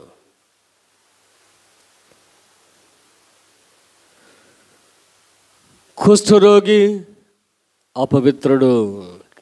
చూడండి, కుష్ఠరోగి అపవిత్రుడు. సో ఈ అపవిత్రుడు అనేటువంటి వాడిని ముట్టకూడదు అని ధర్మశాస్త్రం ఇచ్చినటువంటి వాడు ఆయనే. ఎవరి మీద నేను మచ్చ కానీ పొడ కానీ దద్దురు కానీ ఏమైనప్పటికీ కూడా వాడు వెళ్ళి యాజకుని కనపరచుకోవాలి. యాజకుడిని 7 దినాలు పాలెం వెలుపల ఉండమన్నాడు. 7 దినాలు ఎంత మరలో వచ్చి చూపించుకోవాలి. ఒకవేళ తగ్గితే యాజకుడు నిర్ధారణ చేస్తాడు తగ్గిపోయిందని. All the skin diseases are treated as the leprosy. ఇక్కడ మనకు జ్ఞాపకం చేసుకోవాల్సినటువంటి మాట అది. Whatever the skin diseases it is. అక్కడ మనం ఏమిటాం అంటే గజ్జి, తామర, సొరియాసిస్ ఏదో పేర్లు పెట్టాం కదా.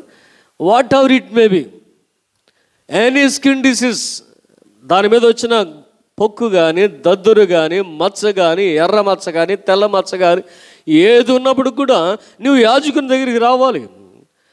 అయ్యా యాజక చూడయ్యా నా చేయి మీద మచ్చ వచ్చింది, it's good, go and stay out side for 1 week. Palem వెలుపలికి వెళ్ళి 6 రోజులు ఉండిరా, లేదా 14 రోజులు ఉండిరా, లేకపోతే 21 రోజులు ఉండిరా. తగ్గిన తర్వాత వచ్చి చూడాలా. మళ్ళీ అతను చూస్తాడు, పూర్వం కంటే తగ్గింది, బెటర్, ఇంకొక వారం ఉండిరా. పూర్తిగా తగ్గింది, తర్వాత ఏం చేయాలి? 14వ అధ్యాయం చదవండి ఒకసారి. మోషేకి ఇలాగ సెలవిచ్చాను, కుష్ఠరోగి పవిత్రుడని నిర్ణయించిన దినమున వారిని కూర్చిన విధి ఏమనగా అధ్యాయం అంతా కూడా చెప్తూ ఉంటాడు కదండి. అధ్యాయం అంతా కూడా చెప్తాడు.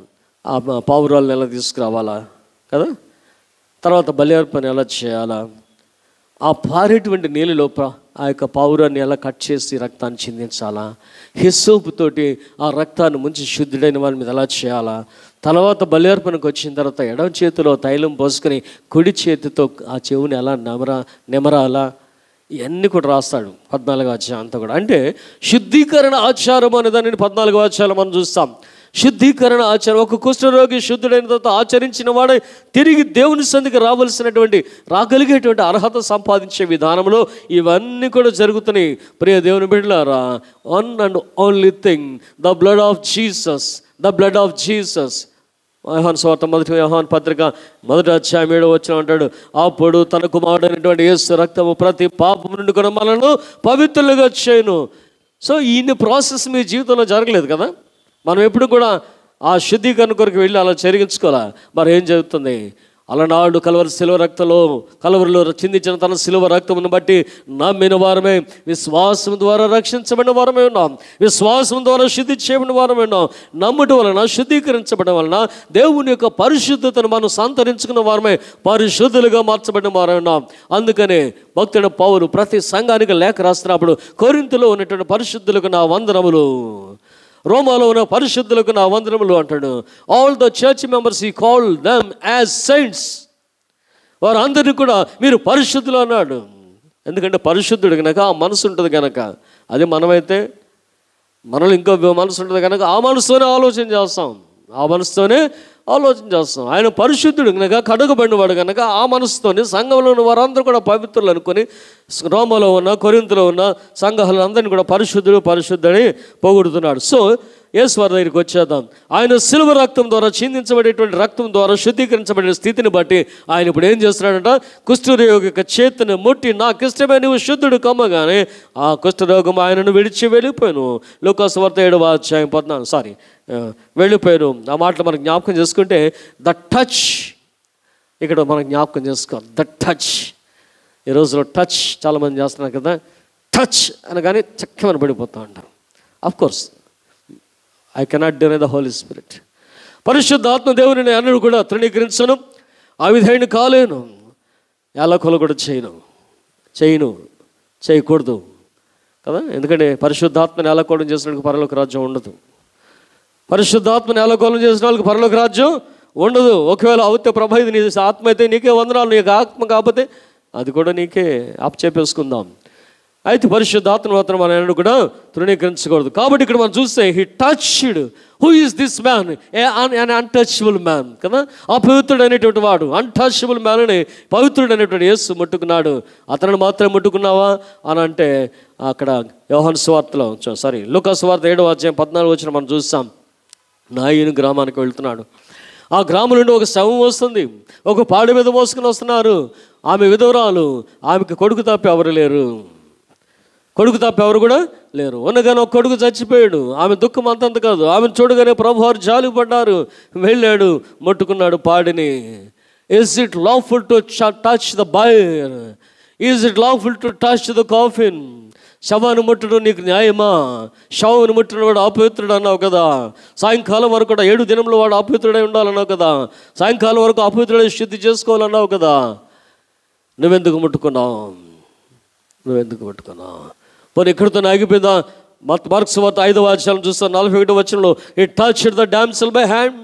ఆ యాయిరు వచ్చి చెప్తున్నాడు, అయ్యా నా కూతురు చచ్చిపోతుంది, ఇప్పుడు చావు సిద్ధంగా ఉందని, ఇప్పుడు చచ్చిపోయింది అన్నాడు. అక్కడికి వెళ్ళి ఆమె చచ్చిపోలేదు. చేయబట్టుకున్నాడు. చిన్నదనా లేమని చెప్తున్నాడు. తల్లి తాకుమి. ఈ సెడ్ టు ద డామ్సెల్, తల్లి తాకుమి. It touch the hand of the damsel. ఆ చిన్నదాని యొక్క చేయి పట్టుకున్నాడు. తల్లి తాకుమి. ఎవరిని ముట్టుకుంటున్నావయ్యా నువ్వు? అక్కడ పాడిని ముట్టుకున్నావు, ఇక్కడ శవాన్ని ముట్టుకున్నావు, అక్కడ కుష్ఠరోగిని ముట్టుకున్నావు. ధర్మశాస్త్రం విరుద్ధమైనటువంటి ప్రతి పని నువ్వు చేసుకుని పెడుతున్నావంటే ధర్మశాస్త్రం ఇచ్చిన వాడు నేనే కదా, దాన్ని నెరవేర్చడానికి వచ్చిన వాడను. With your love, you should touch them to bring them back to the normality. వారిని తిరిగి మందలోనికి చేర్చుకోవడానికి అనుకూలమైన శుద్ధి. వాడు నిజంగా చచ్చిపోయాడు కనుక శవం, వాడు నిజంగా కుష్ఠరోగి కనుక శవం, అది నిజంగా పాడి కనుక శవం. అయితే లోపల దుర్మార్గత ఎంత ఉన్నది, కనబడినటువంటి దుర్మార్గత. అందుకని అంటాడు, హృదయం అన్నిటికంటే మోసకరమైనది ఘోరమైనటువంటి వ్యాధి కలిది. ప్రతి వాడు కూడా నడినెత్తుండి అరికాలు వరకు ఘోరమైనటువంటి వ్యాధిని కలిగి ఉన్నాడు. దావి పిండబడట్లేదు, మెత్తని చేయబట్టలేదు, తైలముతో కట్టబడట్లేదు. అంటే ఏ విధమైనటువంటి ప్రయత్నాలు మారు మనసు కొరకు జరిగించబడట్లేదు. కనుక అలాంటి స్థితిలో ఉన్నటువంటి మనం ఒక కోట్ వేసుకుని, ఒక బ్లేజర్ వేసుకుని, ఒక షూట్ వేసుకుని, ఏదో ఒకటి వేసుకుని వచ్చి కూర్చుంటే we are not the healthy people, we are not the holy people కదండి. హృదయాంతరంగా ఉన్నటువంటి కుష్టును మనం తీసివేయలేకపోతే. కాబట్టి ఇక్కడ దేవుడు ఏమని చెప్తున్నాడంటే, వీళ్ళందరూ కూడా ఏంటంటే పైన అంగీలు వేసుకుని లోపల చెత్త కలిగినటువంటి వారే యేసు వారి మీదకి వచ్చి, ఎదుగు ఇది ధర్మశాస్త్రానికి విరుద్ధముగా నీవు ఎందుకు చేస్తున్నావు అని చెప్తున్నటువంటి మాటలు మనం జ్ఞాపకం చేసుకున్నట్లయితే, హృదయాంతరంగం లేనిటువంటి దేవుడు వీరందరూ కూడా దేవుని రాజ్య వారసులుగానే ఆయన గుర్తించి వారందరూ కూడా టచ్ చేసినట్లు కూడా మనం జ్ఞాపకం చేసుకుంటే, in all these gospels 3 gospels we saw he touched. So he is against the law of God and the law of the land. దేవునికి విరుద్ధంగా ఉన్నాడు, స్థానిక ప్రజలకు, స్థానిక రాజ్యాంగానికి విరుద్ధంగా ఉన్నాడు. సో అన్టచబిలిటీ అనేది బైబిల్లో మనం చూస్తున్నాం. దాన్ని ఒక ప్రక్కన కొంచెం పెడితే భారతదేశాన్ని గురించి మనం జ్ఞాపకం చేసుకుందాం. భారతదేశంలో ఉన్నటువంటి అన్టచబిలిటీని మనం జ్ఞాపకం చేసుకుంటే, హిందూ ధర్మం సృష్టించినటువంటి కుల వివక్షత ఎన్నోసార్లు ఎంతోమంది ద్వారా విని ఉంటాం. I have produced many papers on untouchability during my studies. BD చదివేటప్పుడు, డాక్టర్ ఆఫ్ మినిస్ట్రీస్ చదివేటప్పుడు మేము దీంట్ల మీద వ్యాసాలు రాసి సబ్మిట్ చేస్తాం. అయితే జ్ఞాపకం చేసుకోవాల్సింది ఏంటంటే, భారతదేశంలో ఉన్నటువంటి అన్టచబిలిటీ బహుఘోరమైనటువంటిది. అక్కడ నల్లోళ్ళకి తెల్లోళ్ళకి తేడా ఉందేమో కానీ ఇక్కడ అనేక మంది. సో ఈ రోజున దళితులను చేపడుతున్నటువంటి వారు, లేదంటే ఒక 50-70 సంవత్సరాల పూర్వం క్రిస్టియన్స్గా మారినటువంటి దళితులు మనం జ్ఞాపకం చేసుకున్నట్లయితే ఎవరు వీరంటే, లోకమంతటిలో కూడా అడుగును పెట్టబడినటువంటి వారు. భారతదేశం అనేటువంటి దేశంలో అడుగును పెట్టబడినటువంటి వారు ఎవరు వీరంటే, వాళ్ళ నలుగురినట బయటకు వచ్చింది. తలలో నుండి ఒకడు వచ్చాడంట, వాడు బ్రాహ్మణుడు అన్నాడంట. భుజాల్లో నుండి ఒకడు వచ్చాడంట, బ్రహ్మ యొక్క భుజాల్లోంచి, వాడిని క్షత్రియుడు అన్నాడంట. ఉదరంలోంచి ఒకడు వచ్చాడంట, వాడిని వైశ్యుడు అన్నాడంట. తొడల్లోంచి కాళ్ళలోండి ఒకడు వచ్చాడంట, వాడిని శూద్రుడు అన్నాడంట. వాడిని శూద్రుడు అని. Then what about other people? మిమ్మల్ని అందరిని ఏమన్నాడు అని అంటే, మనల్ని కలిపి పంచముడు అన్నాడంట. పంచముడు అన్నాడు. From where he has come down. ఆడెక్కడి నుండి వచ్చాడు? వీడు 4 భాగాల్లో నుండి వస్తే వీడెక్కడి నుండి వచ్చాడు? వాళ్ళు ఎక్కడి నుంచి కుట్రాలా? వాళ్ళు సృష్టించుకునేటువంటి విధానంలో కొంతమందిని వెలివేసినటువంటి స్థితిని మనం జ్ఞాపకం చేసుకుంటాం. గ్రామాల్లోంచి వెలివేసినటువంటి స్థితిని మనం జ్ఞాపకం చేసుకుంటాం. గ్రామాల్లోంచి వెలివేసిన వాళ్ళలో శూద్రులు ఉండొచ్చు. మిగిలిన వారు మాత్రం ఏం చేశారట? ఏదో ఒక మంత్రం కదా, ఏదో ఒక ఉపశమనం ఇది చెప్పి ఈ శుద్ధీకరణ చేస్తే వాడు పవిత్రుడు. కానీ ఏ శుద్ధీకరణ లేనటువంటి వాడిని బయటకు తోసేస్తే వాడు ఏం చేస్తాడంటే, వివిధమైనటువంటి వృత్తులు చేసుకుంటూ బ్రతకడం మొదలుపెట్టాడు. ఆ వివిధమైన వృత్తులు చేసుకుంటూ వారందరినీ కూడా వెలివేయబడినటువంటి వారు తర్వాత కాలంలో పంచములుగా సృష్టించారే తప్ప వీడు ఏ అవయవంలోంచి కూడా రాలేదు. వాడిలోంచి వృత్తిరీత్యా ఇంకా తీసుకొచ్చి ఆ బ్రాహ్మడు ఈ బ్రాహ్మడు నాయి బ్రాహ్మడు అంటే ఆడి చెప్పుకుంటాడు, నేను నాయి బ్రాహ్మణుడు అండి. మేము అరే you are the one under the SC list, you are the one under BC so and so list. వీడు గొప్ప ఏం చెప్పుకుంటాడంటే నేను నాయి బ్రాహ్మణుడు అని అంటాడు. మా ఫ్రెండ్ ఒకటి ఉన్నాడు, మేము దాసులం హరిదాసులు అన్నారు. అరే పోరారే, మాలోడికి దాసుడు నువ్వు, మాలదాసుడు నువ్వు అన్నావు. ఇట్లాగే మాట్లాడాలి. మేము హరిదాసులు అన్నాడు. హరిదాసులు కాదురా, మాలదాసులు. మీరు మాలోడికి దాసుడు అనేవాడు మాలదాసుడు. అంటే పూజలన్నీ ఆడు చేస్తాడు అనమాట. అక్కడ పూజలన్నీ కూడా ఆడే, ఏ పూజ జరిగినా ఆడు రావాల్సిందే అక్కడికి. మళ్ళీ అందులోనే విచక్షత, అందులోనే అంటూ వాడు అదే జాతుడు, వీడికి ఇదే జాతుడు. కానీ మళ్ళీ అక్కడికి వచ్చినప్పుడు మేము హరిదాసులం చాలా అంటూ, మళ్ళా సేమ్ కమ్యూనిటీ, సేమ్ క్యాస్ట్ మళ్ళీ అంటూ వాడేదో సృష్టించి బయటకు తోస్తాడంటే ఈడు కూడా సృష్టించి బయటకు తోస్తాడు. ఇలాంటి వాళ్ళని మనం జ్ఞాపకం చేసుకుంటే ఎంతమంది ఎన్ని విధాలుగా బాధపడ్డారు. Until the Christians comes, until the foreigners comes. England దేశంలో వచ్చినటువంటి వారు అందరూ కూడా మొట్టమొదట మన యందు జాలిపడిన వారే ఉన్నారు. అందుకని ఈ రోజున మెడ్రాస్ నుంచి ఈ యొక్క కృష్ణ కెనాల్ వరకు కూడా ఈ భాగమంతా కూడా ఈ డెల్టా ప్రాంతాలంతా కూడా ఆ యొక్క పంట కాలువలు తవ్వినప్పుడు మారు మనసు ఉన్నా లేకపోయినా క్రైస్తవులకు వచ్చినటువంటి గ్రామాలు మనం చూస్తే అందరూ కూడా క్రైస్తవులుగా రావడం కలిగిన కారణం ఏమిటంటే ఆహారం, పరికి ఆహార విధానం. సో ఏదో ఒక రంగా క్రైస్తవులకు వచ్చాం. ఈ రోజున 4-5 తరాల నుంచి క్రైస్తవులుగా మనం కొనసాగుతున్నాం. అయితే అన్టచబిలిటీ అనేది ఈ రోజు కూడా పోలేదండి. మనం అనుకుంటున్నాం కానీ దేశంలో అన్టచబిలిటీ నిర్మూలన చేయబడింది అని అంటున్నాం కానీ అన్టచబిలిటీ అనేది ఎక్కడ కూడా నిర్మూలన చేయబడలేదు. Still it is maintaining. S Ramarao రోడ్లోకి వెళ్ళి ఇల్లు అద్దెకు తీసుకోండి చూద్దాం. ఎక్కడ దాకా వెళ్ళొద్దు మీరు. 5 నెంబర్ రోడ్లోకి వెళ్ళి ఒక ఇల్లు అద్దెకు తీసుకోండి. We are the Christians, all saint church Christians అని చెప్పి ఒక అద్దెకు తీసుకోండి. వెళ్ళి అద్దెకి ఎవరు? ఇక్కడ మన ప్రక్కనే అద్దెకి ఎవరు? ఎక్కడో కొంచెం చోట కొన్ని మిక్స్డ్ కమ్యూనిటీస్ వచ్చిన చోట ఏమైనా చేస్తున్నారేమో కానీ స్టాండర్డ్గా ఉన్నటువంటి కమ్యూనిటీస్ దగ్గర ఇంకా ఆ రిలీజియస్ లేదంటే క్యాస్ట్ సిస్టమ్ పోలా, అన్టచబిలిటీ పోలేం. ఏదో అందరు కలిసి ఉద్యోగాలు చేస్తున్నాం కనుక పోయినట్టు కనబడుతుంది. వాడు మనకు అమ్మాలి కనుక సరుకులు వాడి దగ్గరికి మనం వెళ్తున్నాం కనుక రండి సార్ అంటాడు. వాడు అనేది వాడి వ్యాపారం కొరకు తప్ప మనం గౌరవించి కాదు.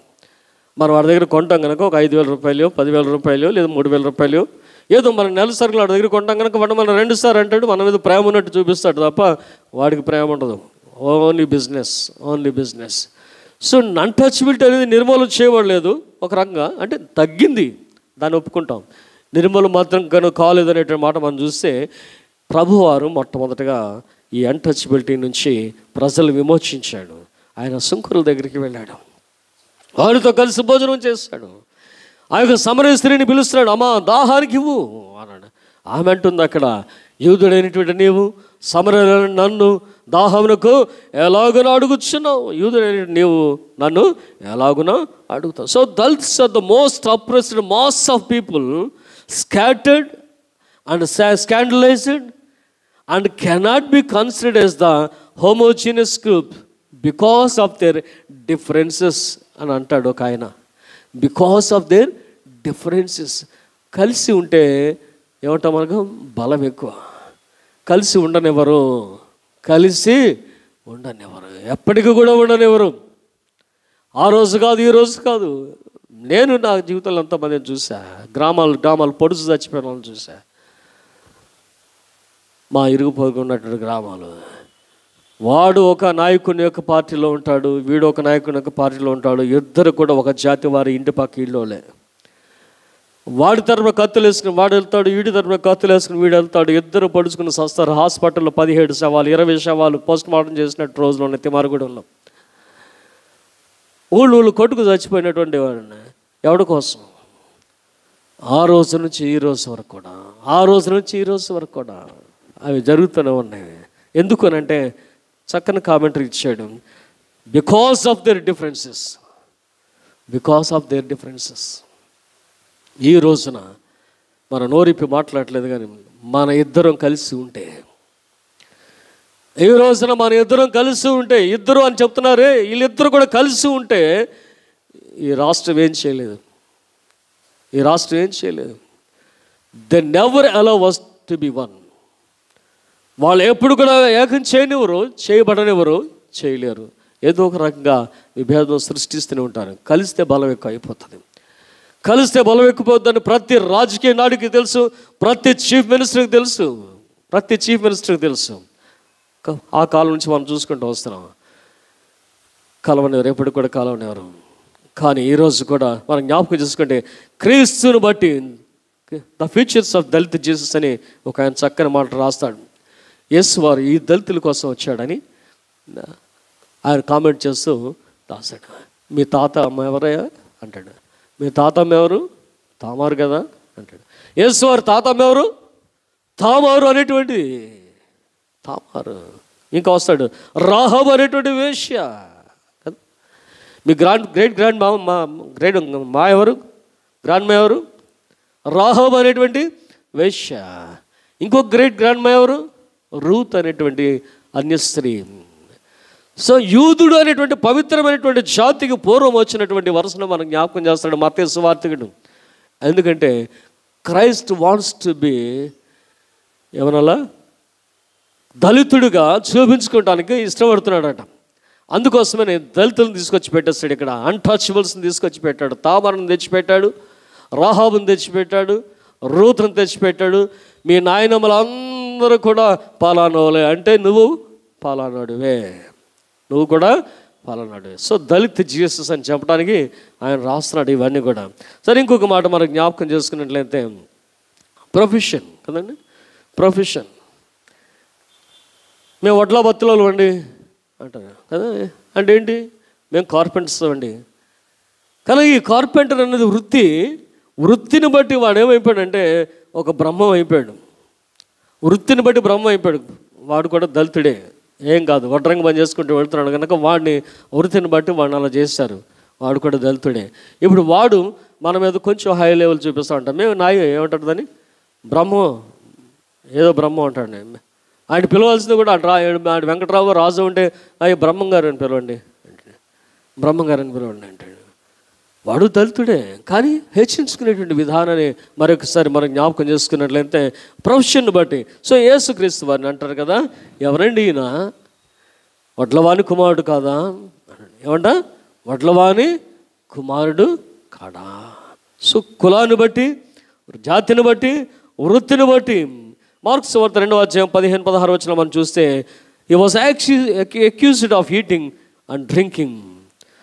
వారితో కలిసి తినటం వలన, త్రాగుట వలన ఆయన నిందించబడిన వాడై ఉన్నాడు. ఏమిటే మీ బోధకుడు?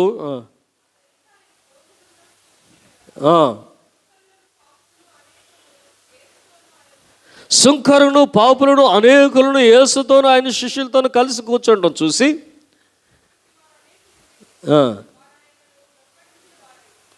వారు ఆయనను వెంబడించిన వారై ఉండని.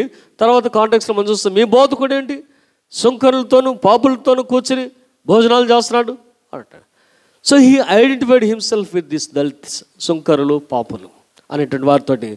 ఈ ప్రేమను కలిగినటువంటి క్రైస్తవ మిషనరీస్ వచ్చి ఆ రోజున మన అందరికీ విద్య నేర్పి, జ్ఞానం ఇచ్చి, హాస్పిటల్స్ కట్టి, చదువులు నేర్పించి, ఎన్ని చేసిన విధానంలో వారు చూపించినటువంటి ప్రేమను మనం జ్ఞాపకం చేసుకున్నప్పుడు today we have that responsibility. అది 2వ పాఠం నుంచి మనం చూసి ముగించుకుందాం.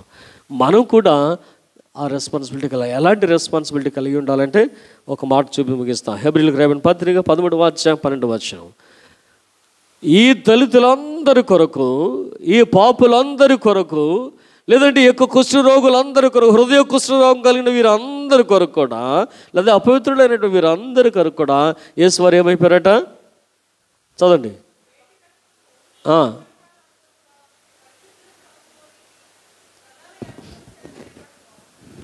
చదువు. ఆ జంతువుల కళేబరములు శిబిరములకు వెలుపుట దహించి వెళ్ళం. కాబట్టి మన ప్రభు అయినటువంటి యేసు కూడా గవిని వెలుపల శ్రమనుందెను అని అంట. గవిని వెలుపల శ్రమనుందెను. గొల్గొతా మీద సిలువ వేయబడినటువంటి యేసుని మనం జ్ఞాపకం చేసుకున్నప్పుడు it is the outskirt of Jerusalem. అంతేనా? దేవాలయం పట్టణ ప్రాంగణానికి అవతల ఉన్నటువంటి స్థలమే గొల్గొతా. మందిరానికి ఆ యొక్క యాజకులు, ఆ యొక్క ప్రాంతంలో నివసించే వారందరికీ వెలుపునున్నటువంటి స్థలమే గొల్గొతా. దానిని భక్తుడైన పౌలు లేదా హెబ్రీ గ్రంథకర్త ఏమంటున్నాడంటే, గవిని వెలుపల, అలనాడు గవిని వెలుపల అర్పించి దేహాన్ని, ఆ యొక్క పశు దేహాన్ని కాల్చేటువంటి స్థలం ఉంది. అక్కడ యేసు మన కొరకు చనిపోయాడు. ఎవరి కొరకు చనిపోయాడు అంటే ఈ రోజున అన్టచబుల్స్ అని చెప్పబడుతున్న వారందరి కొరకు కూడా. ఆయనతో కలిసి మనం కూడా గవిని వెలుపలకి వెళ్ళాలి. That is the conclusion. ఏం చేయాలి ఇప్పుడు మనం? బీయింగ్ ఏ అన్టచబుల్, దేవుడు నిన్ను నన్ను కలిపి ఒక ఉన్నతమైనటువంటి స్థితిలో తీసుకుని వచ్చాడు. ఈ రోజున ఒక అన్టచబుల్ దళితుని చూసినప్పుడు నీ హృదయం ఎలా స్పందిస్తుంది? మన హృదయం ఎలా స్పందిస్తుంది? అరే వీడు మనోడే, చదువుకోకపోవడం వల్ల ఇలా అయిపోయాడు, ఎప్పుడైనా కొంచెం స్పాన్సర్ చేద్దామని కానీ, వీడు మనోడే ఆహారం లేకపోవడం వల్ల ఇలా అయిపోయాడు, ఎప్పుడైనా కొంచెం ఫుడ్ ఇద్దామని కానీ, వీడు మనోడే పరిస్థితులు బాగాలేక సిక్ అయిపోయాడు, ఎప్పుడైనా కొంచెం తీసుకెళ్ళి మా హాస్పిటల్ చూపిద్దామని కానీ, ఇలాంటివి మనం ఆఫ్టర్ డెవలప్మెంట్ దేవుడు ఎంతగా ఆశీర్వదించిన తర్వాత ఎంతమందిని మనం అటువైపు చూస్తున్నాం. హెబ్రీ గ్రంథకర్త చెప్తున్నాడు. మళ్ళీ ఒకసారి చదవమా. కావున యేసు కూడా తన స్వరక్తం చేత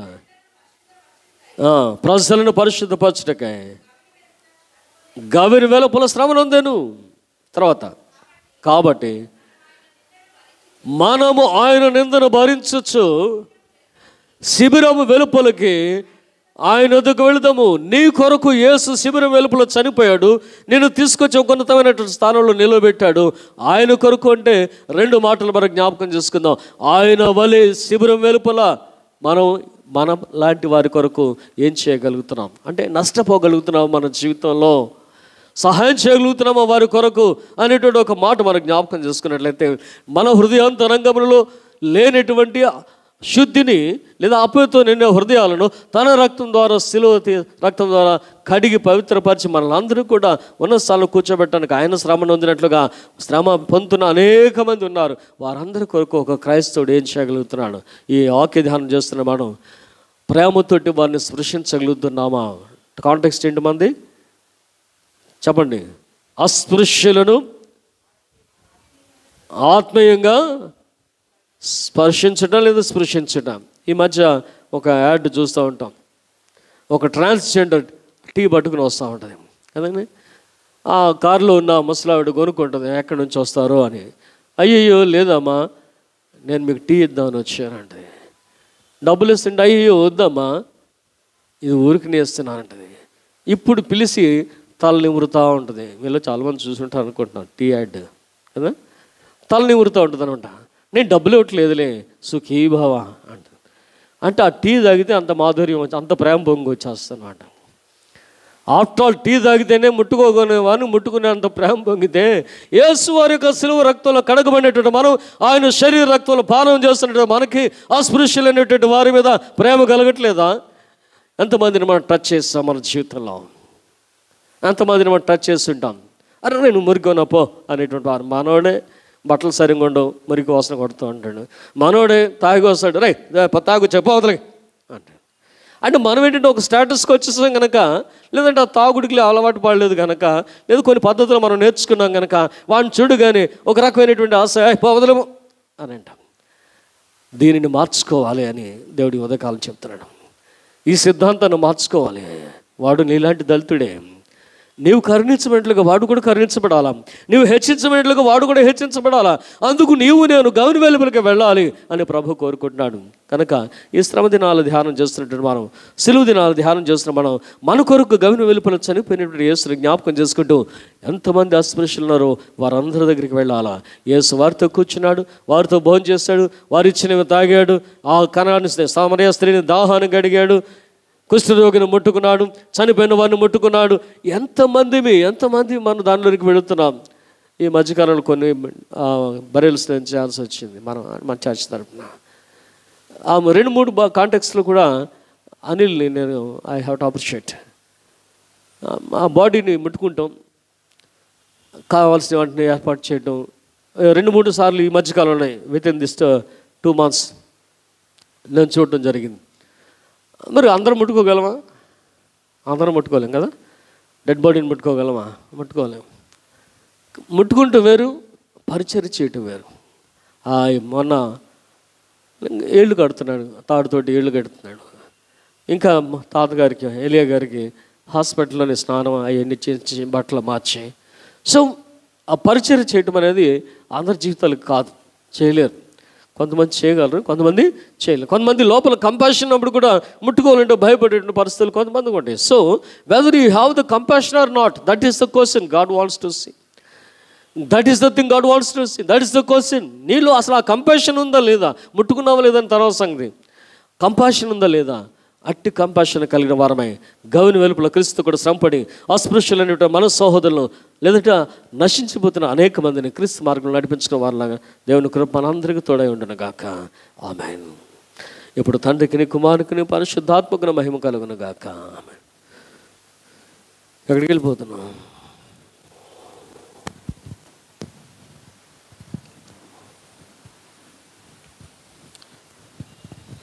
మనమందరం నిలచుండి నైస్య విశ్వాస స్తోత్రం చెబుతాం.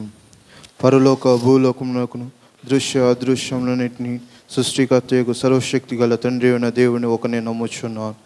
దేవుని అద్వితీయ కుమారుడను ఒకడే ప్రభు అయిన యేసుక్రీస్తు నమ్ముచున్నాను.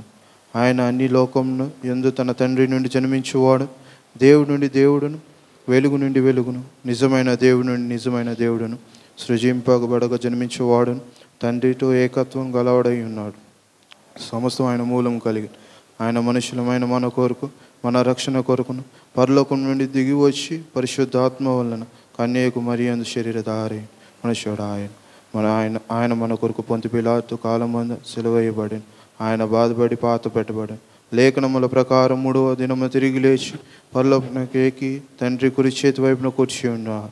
ఆయన సజీవులకు మృతులను తీర్పు తీర్చుటకు మహిమతో తిరిగి వచ్చును. ఆయన రాజ్యమునకు అంతము లేదు. పరిశుద్ధ ఆత్మను నమ్ముచున్నాను.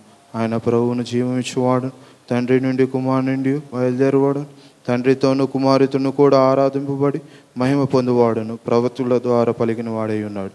మరియు సార్వత్రికం సపోస్తులైన ఒకటే పరిశుద్ధ సంఘం నమ్ముచున్నాను. వృద్ధుల పునరుద్ధానం కొరకును రాబోయే జీవం కొరకు ఎదురు చూచున్నాను. ఆమె దయచేసి కూర్చో.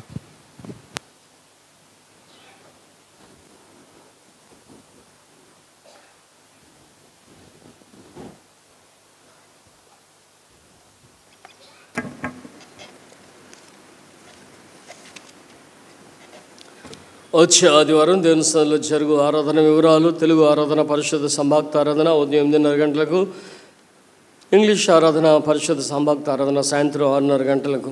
ఈ లెంట్ అండ్ 40 days కంటిన్యూస్టీ కొరకు మనం ఎవరి సండేని కమ్యూనియన్ సండేగా పెడుతున్నాం. దయచేసి గత కాలంలో కూడా అలా చేస్తాం కనుక ఈ సంవత్సరం కొనసాగించుదాం. దాన్ని జ్ఞాపకం చేసుకోవాల్సిందా మీకు మనం చేస్తున్నాం. మరి గడిచిన వారం జరిగినటువంటి కోత పండుగను బట్టి దేవునికి వందనాలు. 25వ కృతజ్ఞతార్పణల పండుగ లేదా harvest festival, thanksgiving festival జరుపుకునేటువంటి భాగ్యాన్ని దేవుడు మనకి ఇచ్చినందుకు ముందుగా దేవునికి వందనాలు. మరి మీరందరూ కూడా ప్రేరేపించబడిన వారే ఇచ్చినటువంటి కానుకలను బట్టి మీకు దీవెనలు కలగాలని కోరుకుంటున్నాం. మరి మీరందరూ కలిసి దేవుని సన్నిధికి ఇచ్చిన కానుకల వివరాలు: plate offering by way of covers with names, కవర్లలో పేర్లు రాసి వచ్చినటువంటి కానుకల మొత్తం 5,54,276 రూపాయలు. అలాగే కవర్స్ పేర్లు లేకుండా వచ్చినటువంటి కవర్స్ 97,700 రూపాయలు. అలాగే ప్లేట్ ఆఫరింగ్లో చెక్స్ వచ్చినాయి 1,20,000 రూపాయలు. చెక్స్ 20 రూపాయలు, 1,20,000 రూపాయలు. అలాగే ప్లేట్ ఆఫరింగ్లో notes and changes general offering ఎంతంటే 50,970 రూపాయలు. 50,970 రూపాయలు. మరి మొత్తం కలిపి 8,22,946 రూపాయలు. 8,22,946 రూపాయలు. సో కంపారిటివ్గా పోయిన సంవత్సరం ఎంత వచ్చిందంటే 7,36,976 రూపాయలు. పోయిన సంవత్సరం 7,36,976. అంతకుముందు సంవత్సరం 2019లో 7,65,479. సో కంపారిటివ్లీ ప్లేట్ ఆఫరింగ్ మనకి ఇంక్రీజ్ అయింది. దాదాపు 80,000 పెరిగింది. మీ అందరు కూడా మా యొక్క వందనాలు తెలియజేసుకుంటున్నాం. ఎందుకంటే తగ్గుతుందేమో అనేటి ఒక చిన్న భయం ఉంది ఈ కోవిడ్ పరిస్థితులను బట్టి. మన స్టాల్స్ని బట్టి కూడా భయపడ్డాం, కానీ ఇంచుమించు వచ్చేస్తుంది. ఆ నమ్మకం కలిగింది. ఒకవేళ ఏమన్నా నష్టం వస్తే ఇదివరకు మనం అనుకున్నట్లుగా 5 లక్షలు కనపడదు, కానీ కొద్ది నష్టంతో మనం ఉండొచ్చు. కానీ ప్లేట్ ఆఫరింగ్ విషయానికి వచ్చేటప్పటికి మీ అందరం కూడా మేము అభినందిస్తున్నాం. మరొకసారి దేవుణ్ణి మీరు ప్రేమించారు, దేవుడు మిమ్మల్ని ప్రేరేపించాడు, మీరు దేవుని సన్నిధికి కానుకలు ఇచ్చారు. నా ముఖం చూసేవాళ్ళ, మా సెక్రటరీ గారి ముఖం చూసేవాళ్ళ, మా ట్రెజరీ గారి ముఖం చూసేవాళ్ళ కదండి. మా ముఖాలు చూస్తే రూపాయి కూడా ఎవరు? మీరు దేవుని ముఖం చూసి దేవుని సన్నిధికి మీరు ఇచ్చారు. మీరు దేవుని ప్రేమించి దేవుడు మిమ్మల్ని ప్రేరేపించగా దేవుని యొక్క పరిచర్యకు మీరు ఇచ్చారు. అందుని బట్టి మీ అందరికి కూడా వందనాలు. ఆ దేవాది దేవుడు మిమ్మల్ని అందరిని కూడా బహుగా ఆశీర్వదించాలని మీ అందరి కొరకు కూడా ప్రార్థన చేస్తున్నాం. ఇంకా రావాల్సినటువంటి మన కొన్ని స్టాల్స్ అన్నీ కూడా రావాలా. ఈ వారం వచ్చే వారంలో మనకు వస్తే మరి దాన్ని మీరు జ్ఞాపకం చేసుకుని ఆఫ్టర్ 2-3 weeks తర్వాత మనం total amount of our harvest festival 2021 or the 25th harvest festival యొక్క టోటల్ అమౌంట్ మనం జ్ఞాపకం చేసుకుందాం. యాష్ వెన్స్డే రోజున మార్నింగ్ వచ్చినటువంటి కలెక్షన్ 7,980 రూపాయలు. యాష్ వెన్స్డే ఈవినింగ్ ఈవినింగ్ వచ్చినటువంటి కలెక్షన్ 5,570 రూపాయలు. మరి ఈ వారంలో వారి జన్మదినాలు జ్ఞాపకం చేసుకునే వారి కొరకు మనం ప్రార్థన చేద్దాం. 22వ తారీఖున మరి జయమ్మ గారు ఉన్నారండి, జయమ్మ గారు ఉన్నారు జయమ్మ గారు, ఓకే. జయమ్మ గారు వైఫ్ ఆఫ్ బెంజమిన్ గారు, వారు జన్మదినాన్ని జ్ఞాపకం చేసుకుంటున్నారు. అలాగే బి మణి గారు. 23వ తారీఖున పీక మేరీ జెన్నీ గారు, Anand wife of Anand Harold గారు. 24వ తారీఖున మిస్సెస్ సిల్వియా శాంతి గారు, wife of doctor R John Satish గారు. 25వ తారీఖున మత్య Manoj, son of MC Jacob, Susan అషిరియా, డాటర్ ఆఫ్ బి సురేష్. 27వ తారీఖున ఎం సాల్మన్ రాజు గారు. వీరు వారి జన్మదినాలు జ్ఞాపకం చేసుకుంటున్నారు. సో తర్వాత వచ్చే వారం ఉన్నటువంటి వచ్చే వారం కొరకు మనం ప్రార్థన చేద్దాం. అయితే ఈ వారంలో జరిగేటువంటి బర్త్డేస్ ఇవి, వీరి కొరకు చివరిలో మనం ప్రార్థన చేద్దాం. మరి once again thanks to all who participate in the 25th harvest festival. 25వ కృతజ్ఞతార్పణ పండుగలో పాలుభాగస్తులు మీ అందరూ కూడా మరొకసారి వందనాలు. మీరు ఇచ్చిన ఆఫరింగ్స్ని బట్టి, మీరు స్పెండ్ చేసినటువంటి షాప్స్లో మీరు అన్నింటిలో కూడా మీరు ఖర్చు పెట్టిన విధానం బట్టి మీ అందరూ కూడా మా యొక్క అభినందనలు తెలియజేస్తున్నాం. అలాగే షాప్స్ని ప్రోత్సహించిన విధానంలో షాప్స్ వారు కూడా ఎంతగానో దీవించబడ్డారు, అందరి బట్టి వందనాలు. కనుక ఆరాధనకు వచ్చిన మీకు, డెకరేషన్ చేసినటువంటి ప్రసాదం గారి కుటుంబానికి, స్టాల్స్ మేనేజ్ చేసిన వారందరికీ కూడా మరొకసారి మా అందరి తరఫున అభినందనలు తెలియజేస్తున్నాం. అలాగే విమెన్ ఫెలోషిప్ వారికి ఫర్ ఆల్ దేర్ ఎఫర్ట్స్, వారు ఎంతో శ్రమ పడ్డారు. ఈసారి శ్రమ పడటం అంటే ఏంటంటే కూర్చొని ఫోన్లు చేస్తారు అంతే. మీరు ఎంత మంచోళ్ళు తెలుసా, చాలా మంచోళ్ళు. ఇక్కడ కూర్చొని ఫోన్ చేస్తే ₹1,00,000 ఇచ్చేశారు. వాళ్ళు వెళ్తే ఇంకా వచ్చి ఉంటుంది. కానీ they are trying to give at least 2 lakhs. ఇప్పుడు 1,70,000 వరకు వారు ఉన్నాయి. సమ్ అదర్ ప్రామిసెస్ ఉన్నాయి. సో వారు ఒక 2 లక్షల వరకు మనకి ఇస్తారని భావిస్తున్నాం. పోయినసారి 2,85,000 అంటే ఆ 85,000 కొంచెం మనకు డిఫరెన్స్ కనపడుతుంది. వారందరి అంటే ఒకవేళ ఇక్కడ ఫోన్ చేశాను అన్నాం, కానీ సరదాగా వాళ్ళు గారెలు వేయడానికి పడినటువంటి శ్రమ మనం చూడాలా, పిండి రుబ్బించడానికి పడిన శ్రమలు మనం చూడాలా. ఆ యొక్క మొత్తం ప్రాసెస్ అంతా కూడా మనం ఆలోచన చేస్తే ఎవరికి కావాలండి, ఎవరు వచ్చి కూర్చుంటారు? ఎవరికేం పని చర్చిలో వచ్చి కూర్చుని గారెలు వేయడానికి, నిలబడి అమ్మడానికి? మనం కూడా తిన్నగా ఇంటికాడ నుంచి గుడిలోకి వచ్చి కూర్చుని వెళ్ళిపోలేమా? సో దట్ ఈస్ దేర్ వారి యొక్క శ్రమ. దాని ద్వారా కొంత వ్యాపారం చేసి కొంత ఇన్కమ్ చర్చ్కి రైజ్ చేయాలి. అఫ్కోర్స్ హౌస్ విజిటింగ్ చేయకపోయినప్పుడు కూడా ఈ సంవత్సరం వారు బాగా కష్టపడ్డారు. కనుక వారిని మనందరం కూడా అభినందిస్తున్నాం. తర్వాత యూత్ వారు కూడా they had very good coordination. నాయకులుగా ఉన్నటువంటి వారు అందరూ కూడా అందరినీ ప్రతి ఒక్కరిని కూడా అభినందిస్తున్నాం. వారందరినీ ప్రోత్సహించినటువంటి మా పారిష్ కమిటీ వారిని బట్టి కూడా దేవునికి వందనాలు. సో ఈసారి నేను చెప్పాను లాస్ట్ వీకే, మేము పెట్టుబడి పెడతాం, మీరు లాభం ఏమండి అన్నాం. కానీ వాళ్ళు అలా కాదు, పెట్టుబడి మేమే పెట్టుకుంటాం, లాభం ఇస్తామని చెప్పేసి వాళ్ళు దే హ్యావ్ రైజ్డ్ 20,000, 20,000 పోగు చేసుకున్నారు, వ్యాపారం చేశారు. దానిలో నుంచి లాస్ట్ టైం కంటే ఎక్కువ ఇవ్వడానికి వారు సిద్ధపరచుకుని మిగిలిన దాన్ని ఏం చేయాలి అని అంటే లాస్ట్ వీక్ మన అందరూ కూడా బ్రేక్ఫాస్ట్ పెట్టేశారు. లాస్ట్ వీక్ కాదు, యాష్ వెన్స్డే రోజున మన అందరూ కూడా బ్రేక్ఫాస్ట్ పెట్టారు. The very good breakfast. మళ్ళీ పొగడాలనిపిస్తుంది. గారి, నెయ్యి కదా, కారపొడి, ఇడ్లీ, సాంబార్ చాలా చక్కగా పెట్టారు. కనుక వారికి మన అందరి తరఫున అభినందనలు. మరి సాయంకాలం కూడా వారే ఇచ్చారు స్నాక్స్. కనుక యూత్ అంతటికి కూడా for all their coordination, integrity, unity, దాన్ని బట్టి వారికి మన అందరి తరఫున అభినందనలు, దేవుని దీవులు వారిపై కలగాలని కోరుతున్నాం. మరి ముఖ్యంగా పి ప్రసాదం గారు and family for the vegetable decoration, చక్కని డెకరేషన్ 2021లో మరి జరిగించిన విధానం బట్టి వారికి మన అందరి తరఫున అభినందనలు తెలియజేస్తాం. మరొకసారి స్టాల్స్ ఎవరెవరు పెట్టారో వారందరూ మరి ఉన్నారు, వాళ్ళందరి పేర్లు మరలా చివరిలో ఒకసారి చదువుతాం. కనుక అందరికి కూడా అభినందనలు తెలియజేస్తూ చిన్నగా నాకు కనపడినంత మాత్రం చదివేస్తాం.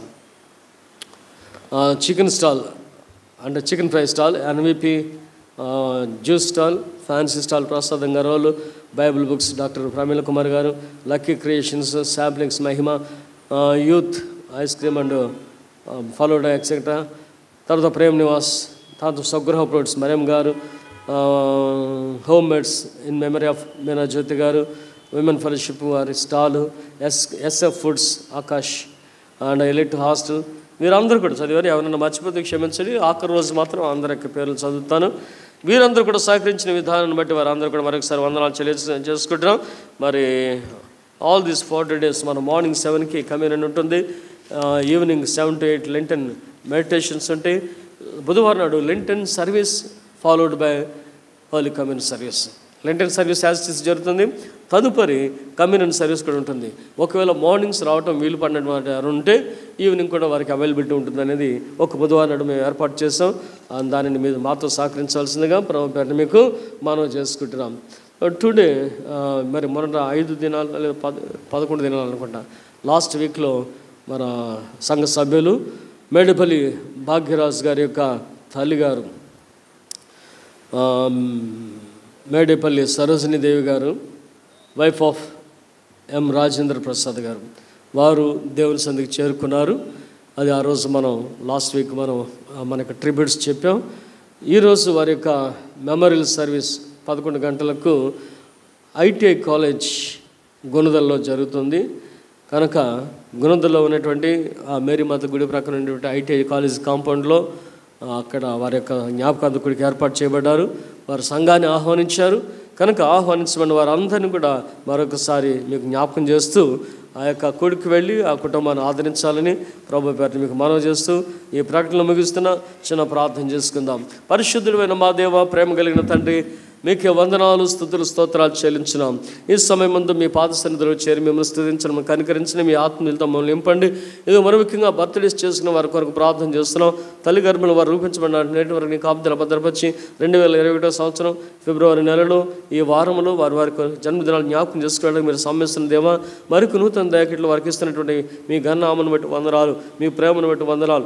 సంపూర్ణ దేవులు వారి అందరి కొరకు దయచేసి ఘనత మహిమ ప్రభావాలు మీరే పొందమని, సంవత్సరాది నుండి సంవత్సరాంతరం రావాల్సినటువంటి అనుదిన దీవెనల వారి కొరకు దయచేయమని, ఇలాంటి అనేక దయకిట్లు మరల పొందుకున్న వారే నిన్ను గణపరచుకోవాలన్నట్లుగా నీ బిడ్డల కొరకు మీరు సహాయం దయచేయమని యేసయ్య పుణ్యనామమున ప్రార్థించి వేడుకుంటున్నాం పరమ తండ్రి.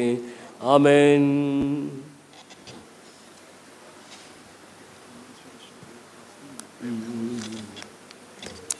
విమెన్ ఫెలోషిప్ వారు ఈ వారం కూడా వారికి స్టాల్ కండక్ట్ చేస్తున్నారు. దయచేసి మీరు దాన్ని దర్శించండి. మీ బ్రేక్ఫాస్ట్ అక్కడ చేయాలని కోరుతున్నాం. To encourage to enhance their amount మీరు ఎంకరేజ్ చేయాల్సిందిగా ప్రభుత్వం మీకు మనం చేస్తున్నాం.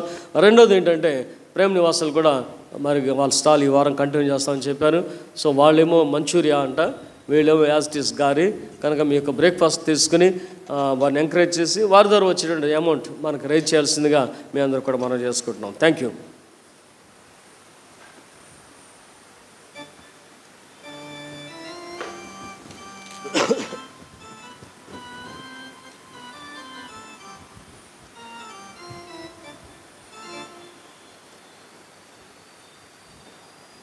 మనమందరం నిలబడి 182వ కీర్తన పాడుచు మన కానుకలు సమర్పించుకుందాం.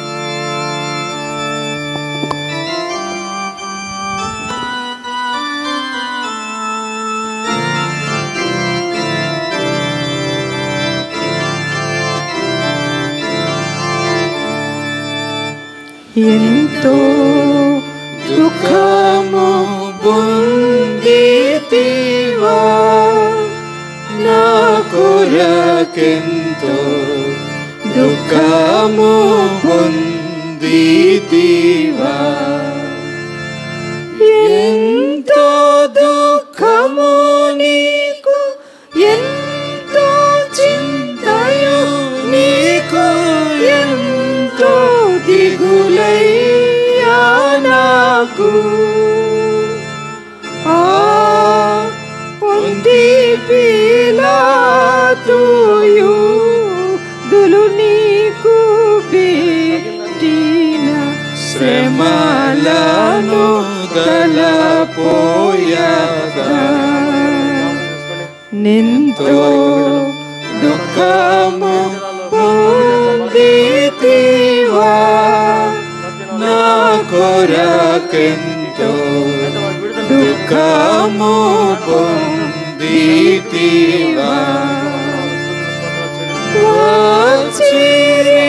యూదులు ముచ్చటలాడుచు చాట వాడనుచు నిన్ను మచ్చరముతో వారి ఈడ్చవచ్చినట్లు కోటి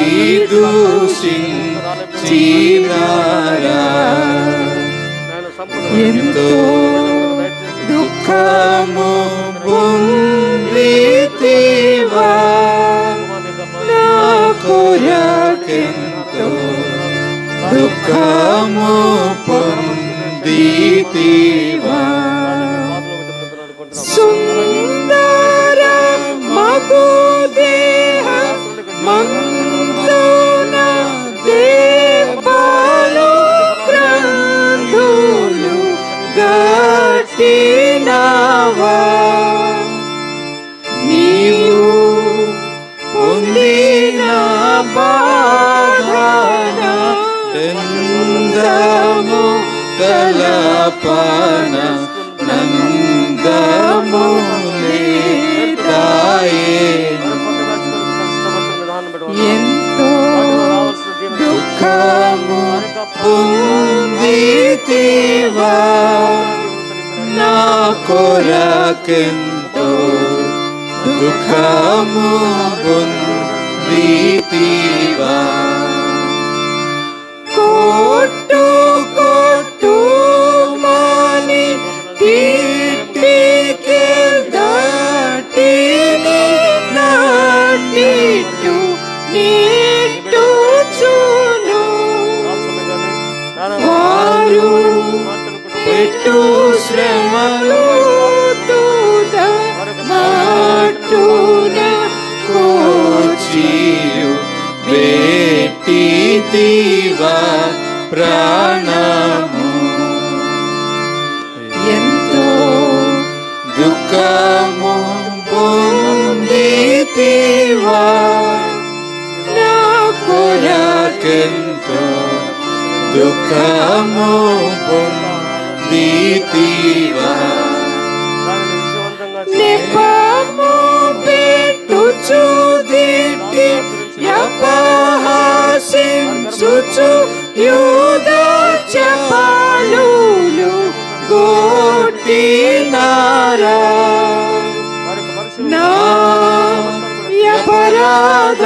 అపరాధములకు నా పదలను పొందిని కృప నాకు చూపినవా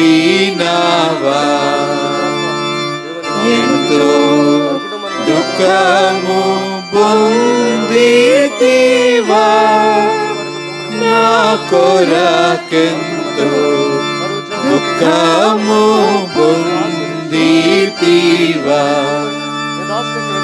చక్కని నా యేసు మిక్కిలి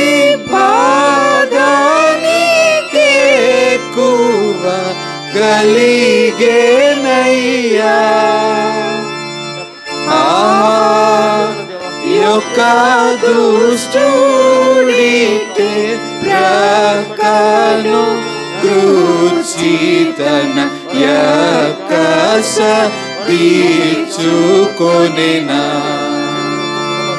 ఎంతో దుఃఖము పొందితివా నా కొరకెంతో దుఃఖము పొందితివా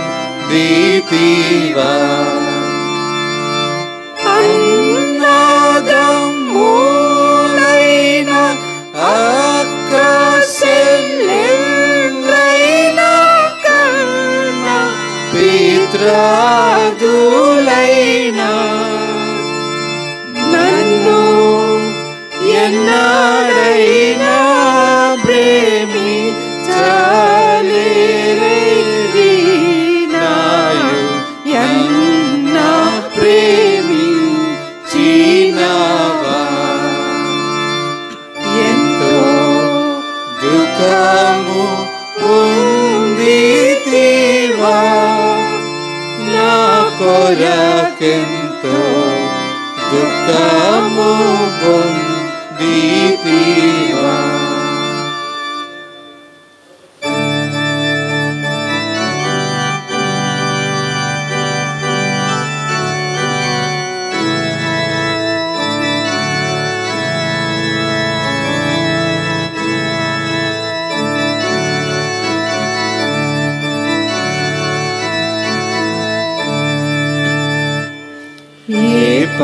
పాపమెరుగని ఓ పావనామూర్తి పాప విమోచకుండా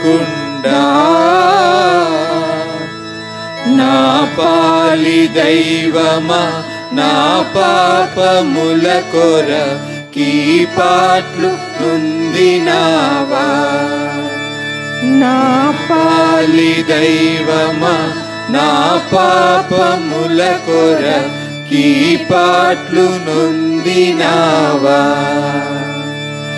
ముళ్ళతో కిరీట మల్లి నీ శిరముపై జల్లాటమున మోతిరా ముళ్ళ పోట్లకు శిరము తల్లడి లగసొమ్మ సిల్లిపోతివ రక్షక ముళ్ళ పోట్లకు శిరము తల్లడి లగసొమ్మ సిల్లిపోతివ రక్షక కలువరి గిరిదనుక సిలువ మోయలేక కలవరము నొందినావా సిలువ నీతో మోయ తులువలు వేరొకని తోడుగా ఇచ్చినారా సిలువ నీతో మోయ తులువలు వేరొకని తోడుగా ఇచ్చినారా చెడుగు యోధులు పెట్టు పడరాని పాట్లకు సుడివడి నడచినావా కడకు కల్వరి గిరి కడకేగి సిల్వను గ్రక్కున దించినావా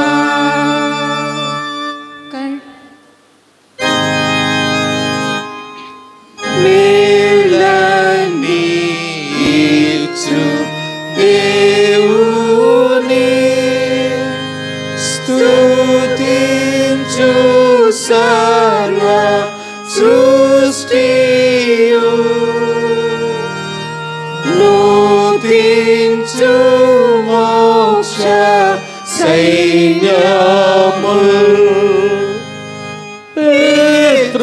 పితృపుత్ర